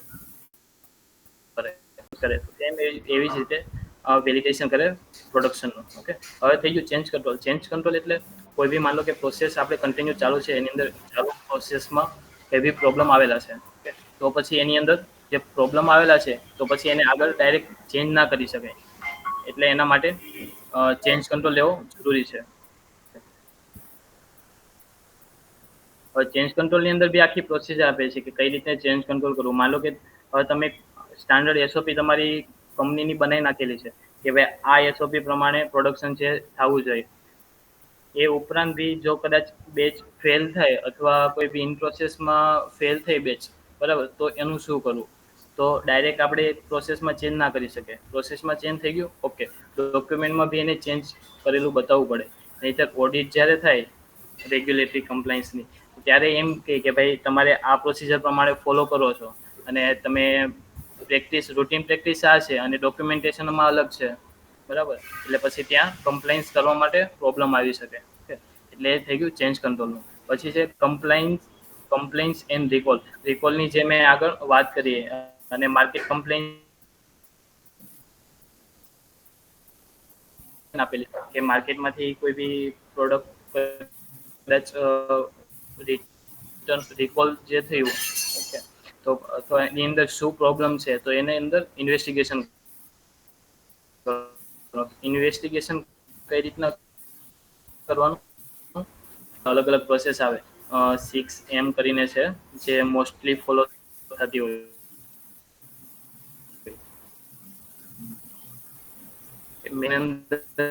જે અલગ અલગ ડિફાઇન એ થઈ ગયો ઇન્વેસ્ટિગેશનનો પાર્ટ. ઓકે, એ તો વધુ ડિટેલની અંદર આપણે અત્યારે નથી જવાનું, એટલે ખાલી મેઇન પ્રિન્સિપલ ઉપરથી સમજી લે. ઓકે, પછી છે auditing, self inspection and quality audits. હવે ફાર્માસ્યુટિકલની અંદર જે ઓડિટ થાય એ મેઇનલી ક્વોલિટી રિલેટેડ ઓડિટ હોય, સેફ્ટી રિલેટેડ બી હોય, પણ મોસ્ટલી ક્વોલિટી રિલેટેડ હોય. અને પ્લસ આ જે ઓડિટ કરે છે, ઓડિટ કરવાવાળા કોણ હોય? રેગ્યુલેટરી અફેર્સવાળા હોય. આ રેગ્યુલેટરી જે ડિપાર્ટમેન્ટ હોય, ઓકે, એ હોય. અને પ્લસ બીજી કસ્ટમર ઓડિટ હોય એ બી થઈ શકે. માન લો કે તમે જો કોઈ કંપનીને દવા અથવા ડ્રગ્સ જે છે એ સેલિંગ કરો છો, ઓકે, તો એ ડ્રગ્સ જે સેલ થાય છે કંપનીમાં, એ કંપનીવાળા બી આપણે ત્યાં જ્યાં પ્રોડક્શન થતું હોય ત્યાં ઓડિટ કરવા આવી શકે કે અમે આ લોકો પાસેથી ડ્રગ્સ લઈએ છીએ, તો આ લોકો જે ફાર્માની ગાઈડલાઈન છે એ ફોલો કરે છે કે નથી કરતા. ઓકે, પછી એ જો ઓડિટ દરમિયાન જે એને પોઈન્ટ આપેલા હોય તો એને બી આપણે કમ્પ્લાયન્સ કરીને આપવા પડે. કારણ કે જો ઓડિટને આપણે કમ્પ્લાયન્સ કરીને ના આપીએ, બરાબર, ઓડિટ ફેલ થાય તો પછી પ્રોડક્શન આપણું જે છે જે કંપની લેતી હતી એ પ્રોડક્શન આપણું લેવાનું બંધ કરી દે, એટલે માર્કેટિંગ જે છે આપણને પ્રોફિટ થવાનું બંધ થઈ જાય. ઓકે, એટલા માટે જે ઓડિટિંગ અને સેલ્ફ ઇન્સ્પેક્શન ક્વોલિટી ઓડિટ છે એ જરૂરી છે. એને બી કઈ રીતના ક્રાઇટેરિયા આવે, ક્યારે ક્યારે ઓડિટ થાય, કોણ ઓડિટ કરી શકે, ઓકે, એની બી ગાઈડલાઈન આપણને આપેલી છે એઝ અ જીએમબી પ્રમાણે. Okay, next set. હવે જીએમપી ડોક્યુમેન્ટેશન. જીએમપીની અંદર જે છે ડોક્યુમેન્ટેશનનો મેઇન પાર્ટ છે, ઇમ્પોર્ટન્ટ છે. ઓકે, ડોક્યુમેન્ટેશનમાં તો જોઈએ તો GMP documentation ensures that the quality and traceability of manufacturing promises maintenance and quality check. The documents fall into two major categories: procedure and compliance record. હવે જે જીએમપી ડોક્યુમેન્ટેશન છે એ આપણને જે પ્રોડક્ટ છે એની ટ્રેસેબિલિટી, એનું જે એની અંદર ઇક્વિપમેન્ટ યુઝ થયા છે એનું મેન્ટેનન્સથી માંડીને એની જે મેન્યુફેક્ચરિંગ પ્રોસેસ છે એ ટોટલી ડિટેલ આપણને જે ડોક્યુમેન્ટેશન છે કરેલું હોય એની અંદર આપણને મળી જાય. ઓકે, એટલે જે ઓડિટર આવે, ઓડિટર મોસ્ટલી ડોક્યુમેન્ટ ચેક કરે. એ ચાલુ પ્લાન્ટમાં પ્રોસેસ થાય તો ત્યાં જઈને ઊભા રહે એ વાત અલગ છે, પણ એને સ્ટાર્ટિંગથી લઈને એન્ડ સુધી જે આપણી પ્રોસિજર છે એક દિવસમાં એને ખબર નહીં પડે, પણ એ જે ડોક્યુમેન્ટ લઈને બેસશે ને તો એને આપણે આખા વર્ષની અંદર જે કયા કયા પ્રોસિજર શું થાય છે એ બધી એની અંદર ડિટેલ મળી જાય. ઓકે, એટલે ડોક્યુમેન્ટેશન આમાં મોસ્ટ ઇમ્પોર્ટન્ટ છે. એટલે GMP documentation should be considered a core requirement for any manufacturing task. GMP ના ગાઈડલાઇનમાં જ આપેલું છે કે કોર રિક્વાયરમેન્ટ છે GMP ડોક્યુમેન્ટેશનની. Okay, task that affects the quality, purity, safety and other critical aspects of the product or process. કે જે પ્રોડક્ટની ક્વોલિટી છે, પ્યોરિટી છે, સેફટી છે, એ બધું મેન્ટેન છે કે નહીં, ક્રિટિકલ કોઈ બી પેરામીટર આપેલા છે તે મેન્ટેન થાય છે કે નથી થતા, એના માટે ડોક્યુમેન્ટેશન ચેક કરવામાં આવે. Next sir. ઓકે, હવે GMP ડોક્યુમેન્ટેશનની અંદર જે છે એની અંદર એક ટોપિક આવે ગુડ ડોક્યુમેન્ટેશન પ્રેક્ટિસીસ. એનું શોર્ટ ફોર્મ છે GDOC. ઓકે, હવે GDP બી આપણે લખી શકીએ, બરાબર, પણ GDP જો આપણે કહીએ તો એ એક આખો અલગ પાર્ટ થઈ, ગુડ ડિસ્ટ્રીબ્યુશન પ્રેક્ટિસીસ એ અલગ પાર્ટ થઈ જાય. એટલા માટે આને એબ્રિવેશન આપેલું છે GDOC. શોર્ટ ફોર્મ આપેલું છે, એબ્રિવેશન એટલે શોર્ટ ફોર્મમાં. ઓકે, તો જે આ ગુડ ડોક્યુમેન્ટેશન પ્રેક્ટિસીસમાં બી પ્રિન્સિપાલ આપેલા છે. જે રીતના GMPના પ્રિન્સિપાલ આપેલા હતા, GDP GMPનો જ એક પાર્ટ છે. તો હવે એની અંદર જે ગુડ ડોક્યુમેન્ટેશન પ્રેક્ટિસીસના પ્રિન્સિપાલ આપેલા છે એ 10 આપેલા છે, આલ્કોઆ એન્ડ આલ્કોઆ પ્લસ. હવે કોઈને એમ થાય કે એ આલ્કોઆ બી લખેલું છે, આલ્કોઆ પ્લસ બી લખેલું છે, બરાબર. તો આલ્કોઆ પ્લસ એટલા માટે કે જે જૂની ગાઈડલાઈન હતી, ગાઈડલાઈન કોઈ દિવસ નાબૂદ ના કરી શકે, બરાબર, અથવા એને રિમૂવ ના કરી શકે. જે ગાઈડલાઈન એક વખત ચોપડે ચડી ગઈ ગવર્મેન્ટના, એટલે પછી એનાથી આપણે કાંઈ ના થઈ શકે. એટલે એની અંદર જો કે કોઈ ઓડિટ અથવા કોઈ બી પ્રોબ્લેમ આવેલા હોય તો એની અંદર કે માન લો કે એમ થાય કે આ વસ્તુ આપણે આ પ્રિન્સિપાલ પહેલાં ફર્સ્ટ 5 પ્રિન્સિપાલ છે એ આલ્કોઆના છે, બરાબર, તો એની અંદર કંઈક ઘટે છે, એટલે બીજા કયા પ્રિન્સિપાલ એડ કરી શકીએ જેનાથી આપણું જે ગુડ ડોક્યુમેન્ટેશન પ્રેક્ટિસીસ છે એ વધારે સ્ટ્રોંગ બને. ઓકે, તો એટલા માટે બીજા 6 નંબરથી 10 નંબરના જે છે એ આલ્કોઆ પ્લસ એટલે એડ કરેલા છે પ્રિન્સિપલ. ઓકે, ડોક્યુમેન્ટેશનના કે ભાઈ એ રીતના ફોલો થવા જોઈએ. હવે 1 બાય 1 જોઈએ આપણે એટ્રીબ્યુટેબલ્સ. હવે આપણે જે ઓડિટ થઈ, ઓડિટને ધ્યાનમાં લઈને આ ગુડ ડોક્યુમેન્ટેશન પ્રેક્ટિસીસ છે એને કન્સિડર કરીએ કે ભાઈ ઓડિટર આવે તો એ કઈ કઈ વસ્તુ એની અંદર ચેક કરે, બરાબર. તો સૌથી તો પહેલાં એટ્રીબ્યુટેબલ એટલે હુ પરફોર્મ ધ એક્ટિવિટી. જે મેન્યુફેક્ચરિંગની જે પ્રોસેસ છે, બરાબર, એ કોણ વ્યક્તિ પરફોર્મ કરે છે એ મોસ્ટ ઇમ્પોર્ટન્ટ છે, બરાબર. હવે જે વ્યક્તિ પરફોર્મ કરતો હોય એનું જે BMR આપણે કહીએ, બેચ મેન્યુફેક્ચરિંગ રેકોર્ડ. કોઈ બી આપણે બેચ પ્રોડક્શન ચાલુ હોય તો એ પ્રોડક્શનનો આપણે બેચ મેન્યુફેક્ચરિંગ રેકોર્ડ કહીએ. તો એ જે બેચ મેન્યુફેક્ચરિંગ રેકોર્ડ છે એની અંદર ડિટેલ આપેલું હોય કે ભાઈ સ્ટેપ બાય સ્ટેપ પ્રોસિજર આપેલું હોય કે આ રીતના મેન્યુફેક્ચરિંગ કરવાનું છે, પ્રોસેસ ડિટેલ. પછી એની બાજુમાં આપેલું હોય કે ભાઈ કોણ વ્યક્તિ પરફોર્મ કરવાનું છે. ઓકે, તો જે વ્યક્તિ પરફોર્મ કરવાનું હોય એનું નામ, એને કહેવાય એટ્રીબ્યુટેબલ. એટલે જે વ્યક્તિ પરફોર્મ કરતો હોય એનું નામ મસ્ટ ત્યાં હોવું જરૂરી છે, કારણ કે નહીં તો ત્યાં કોઈ બી એમનો બ્લેન્ક છોડી દે તો ખબર ન પડે કે ભાઈ આ ક્રિટિકલ કોઈ પોઈન્ટ આવેલા છે, બરાબર. તો ભાઈ આપણે કયા વ્યક્તિને પકડી શકીએ અથવા આ વ્યક્તિને ટ્રેનિંગની જરૂર છે તો એ ત્યાંથી આપણને ખબર પડી શકે. એટ્રીબ્યુટેબલ. પછી છે લીજિબલ એટલે જે બી આપણે ડોક્યુમેન્ટને એવું ભરીએ તો એ ડોક્યુમેન્ટ લીજિબલ હોવા જોઈએ. લીજિબલ એટલે અક્ષર સારા એવું નહીં, વંચાય એવું હોવું જોઈએ કે જે ઓડિટર આવે, ઓડિટર તો રેગ્યુલર પ્લાન્ટનો જો માણસ રેગ્યુલર ડેઈલી ભરતો હોય એને તો ખબર હોય કે આ વ્યક્તિના અક્ષર છે, બરાબર, એના અક્ષરમાં આવો સુધારો થતો નથી, બરાબર. પણ જે ઓડિટર આવે, ઓડિટરને ચેક ખબર ન પડે કે આ વ્યક્તિ કોણ છે, બરાબર. એટલે એ તો જે લખેલું હોય એના પરથી જ ખબર પડે એને કે આ વ્યક્તિ કોણ છે, સરખું વંચાય તો, બરાબર. એટલે જે પણ લખો એ લીજિબલ હોવું જોઈએ જે બી ડોક્યુમેન્ટેશન થાય, બરાબર. પછી કોન્ટેમ્પોરેનિયસ એટલે કન્ટેમ્પરરી ડાન્સનું કદાચ જોતા હોય તો એ સાંભળેલો છે કે આ કન્ટેમ્પરરી ડાન્સ કરેલ છે, બરાબર. કન્ટેમ્પરરી ડાન્સની અંદર કેવું, બે વ્યક્તિ એક સાથે કન્ટિન્યુ ડાન્સ કરતા હોય તો એને કન્ટેમ્પરરી ડાન્સ કહેવાય.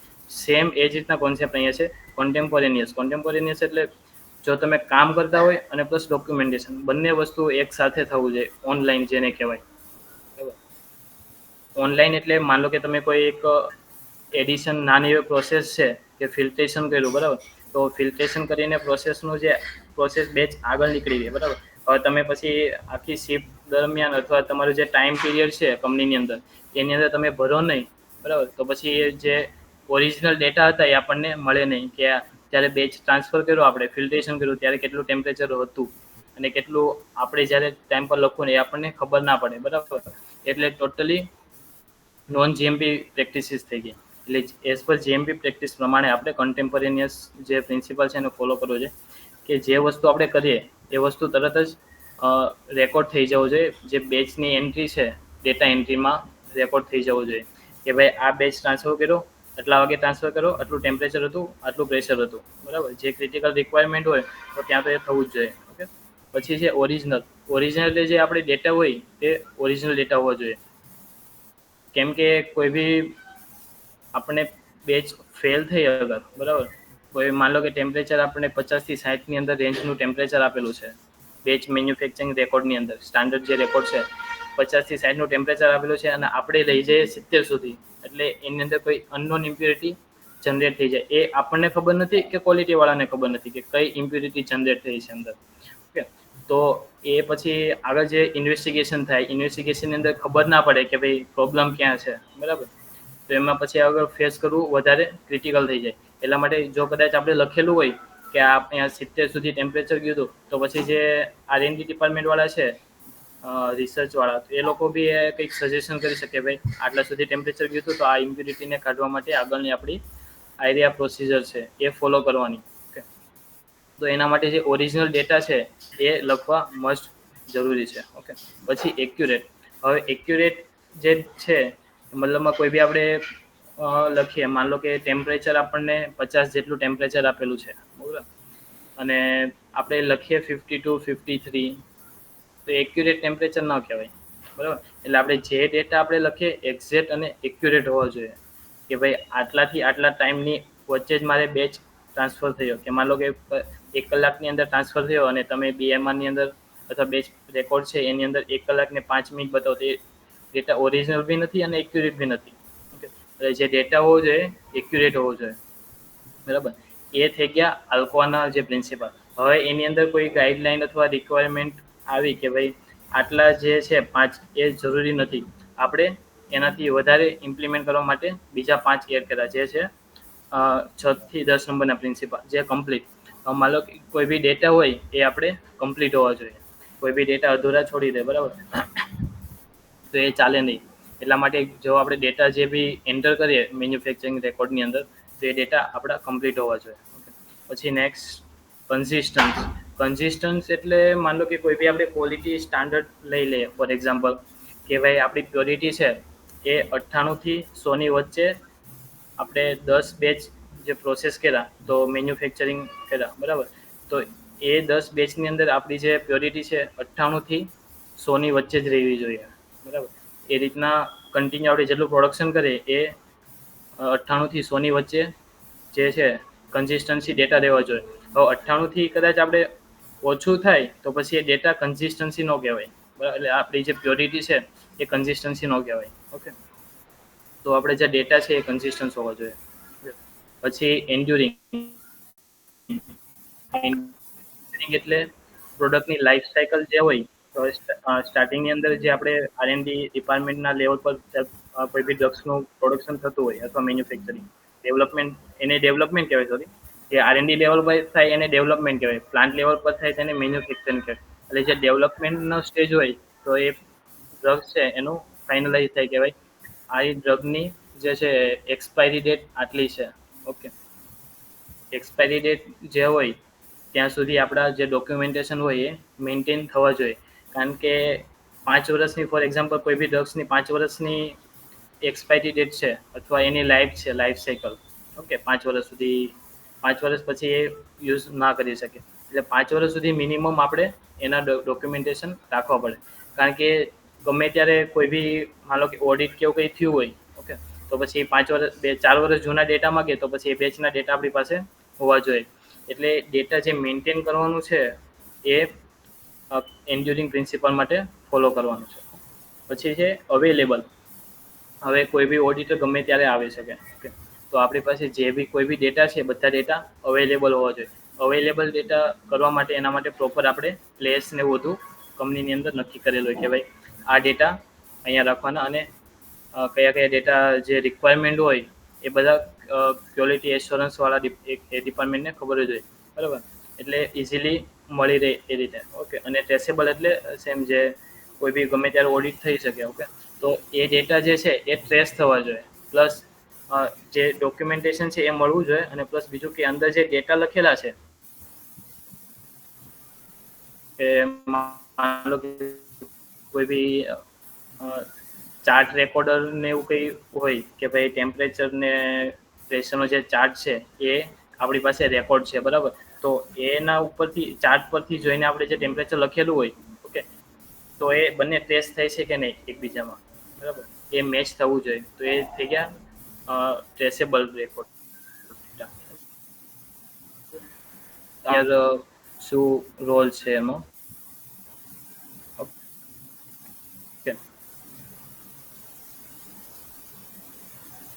ક્વેશ્ચન હોય તો કહી શકે છે.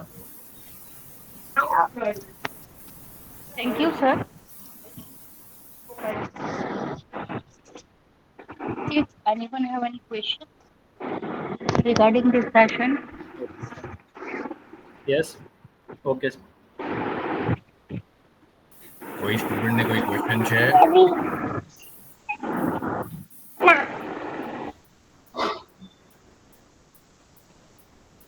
હેલો. હેલો. અવાજ નથી આવતો ક્લિયર. હા સર. હા, કદાચ સર થોડો ડિલે છે એમાં. હવે અવાજ આવે છે સાહેબ? હા આવે છે. ઓકે, કોઈને કોઈ ક્વેશ્ચન હોય તો તમે પૂછી શકો, કેમ કે ડોક્યુમેન્ટેશન આ ફાર્મસીમાં બહુ. મેહુલ સર, કિરીટ સર વાત કરું. હા, બોલો સાહેબ. એક ક્વેશ્ચન હતો. હા, યસ સર. આયુષભાઈને છે. આપણે જે ફાર્માસ્યુટિકલ હા સર. પ્રોડક્ટ છે, તો એને આપણે જે એક્સપાયરી ડેટની હમણાં વાત કરી લાસ્ટમાં, તો આપણે સપોઝ હા હા અમુક પ્રોડક્ટ છે એની 2 યર્સ હોય, અમુકની 5 યર્સ હોય, અમુક 1 યર્સ હોય, હા પછી કોઈ હા લિક્વિડ હા મેડિસિન્સ, લિક્વિડ સિરપ વગેરે હોય. તો એ જે છે હા હા 1 યર છે, 2 યર છે, હા 3 યર છે, એ આપણે જો કેલ્ક્યુલેશન હમ કરવું હોય અને એ કઈ રીતના આપણને ક્રાઇટેરિયા મુજબ અથવા કઈ રીતના આપણે શું કે પ્રોસેસ ફોર્મ્યુલેશનમાં કરીએ જેથી આપણે કરી શકીએ. ઓકે. એ જે છે આપણે ડ્રગ્સ ડેવલપમેન્ટ કરીએ તો એના ઉપર એ લોકો સ્ટેબિલિટી ચેક કરે કે ભાઈ 6 મહિના સુધી એ લોકો જે એનું સ્ટેબિલિટી ચેમ્બર આવે, કોઈ બી આપણે ડ્રગ્સ ડેવલપમેન્ટ કરીએ એટલે એ સ્ટેબિલિટી ચેમ્બરની અંદર મૂકે. પછી એના અમુક ક્રાઇટેરિયા પછી એ લોકો ચેક કરે. 1 મહિના પછી એની સ્ટેબિલિટી ચેક કરે. સ્ટેબિલિટીની અંદર એની સ્ટ્રેન્થન ને બધા જે પ્યોરિટી છે, પછી એની જે ક્વોલિટી છે એ મેન્ટેન રહે છે કે નહીં. 1 મહિના પછી ચેક થઈ ગયું એ પછી પાછું એ જ સેમ્પલમાં 2 મહિના પછી પાછું ચેક કરે. પછી એ રીતના રેગ્યુલર ગાળામાં ચેક કરે જ્યારે ડ્રગ ડેવલપમેન્ટ નવું કરીએ ત્યારે. એ એ બધા જે ડેટા છે એના પરથી ખબર પડે કે ભાઈ આટલા ટાઈમ સુધી ની એક્સપાયરી ડેટ અથવા આ ચાલશે પ્રોડક્ટ. બરાબર છે. તો આપણે જે આ સેમ્પલ લીધા એના જે આપણે હા ડેટા કલેક્ટ કરીશ અને તેના અને હા સેફ ફોર યુએસ એફડીએ વગેરે છે, તો હા હા એમનું સ્ટાન્ડર્ડ આપણને આપેલા હશે એ લોકોએ. હા એમનું બિહાફ ઓફ, સ્ટાન્ડર્ડ એટલે જ. હા સર. તો એમના કોઈ પ્રતિનિધિ દ્વારા ત્યાં પ્રેઝન્સમાં એ લોકો આપણે ચેક કરે કે પછી આપણે જે ડેટા કલેક્ટ કર્યા છે એ આપણે એને ખાલી શો કરી દેવાનો ફોર ધેટ? નહીં, હવે આમાં સર કેવું હોય કે માન લો કે આપણે કોઈ પ્રોડક્ટ અથવા નવું મોલિક્યુલ છે જે માર્કેટની અંદર કોઈ બી કંપની નથી, આપણે નવો મોલિક્યુલ પોતાનો જ બનાવેલો છે, બરાબર, બાય ડેવલપમેન્ટ કરેલો છે R&D દ્વારા, બરાબર.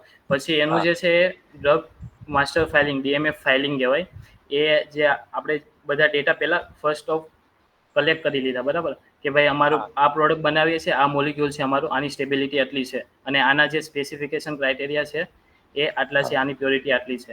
એ આપણે ગવર્મેન્ટમાં જે છે એપ્લાય કરીએ, DMF ફાઇલિંગ કહેવાય એને.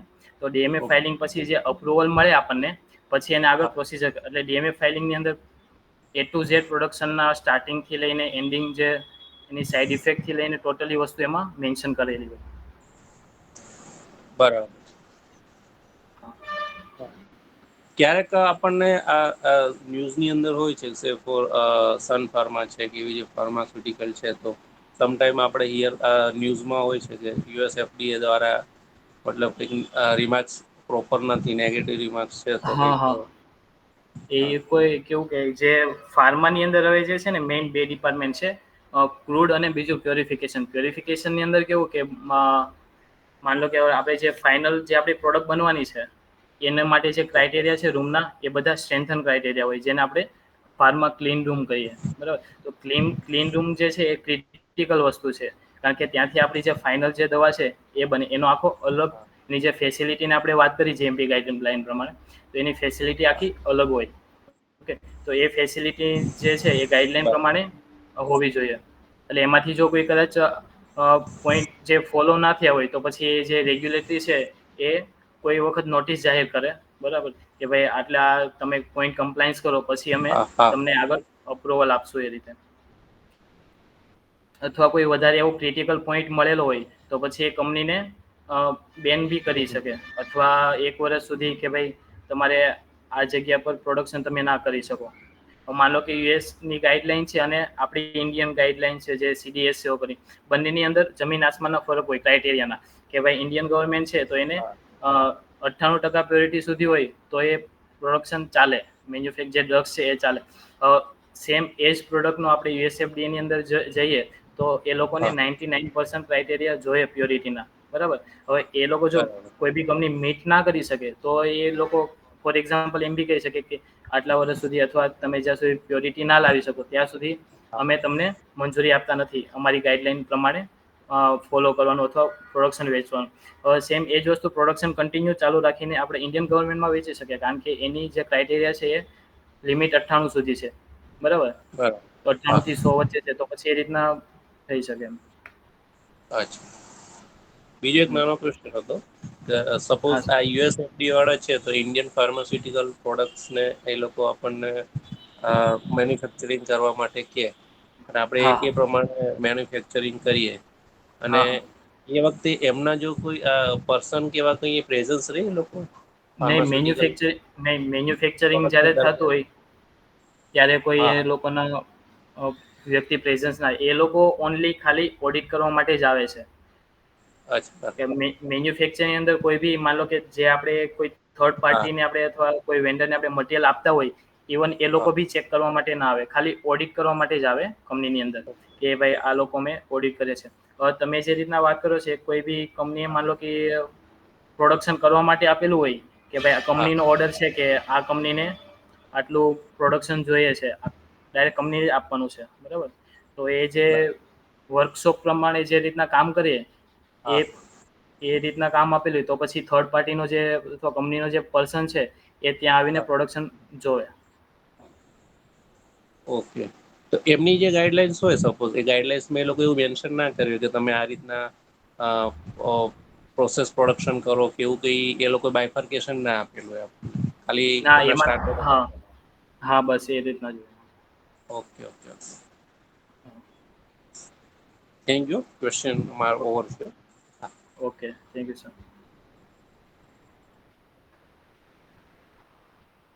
કોઈ બીજો પ્રશ્ન છે?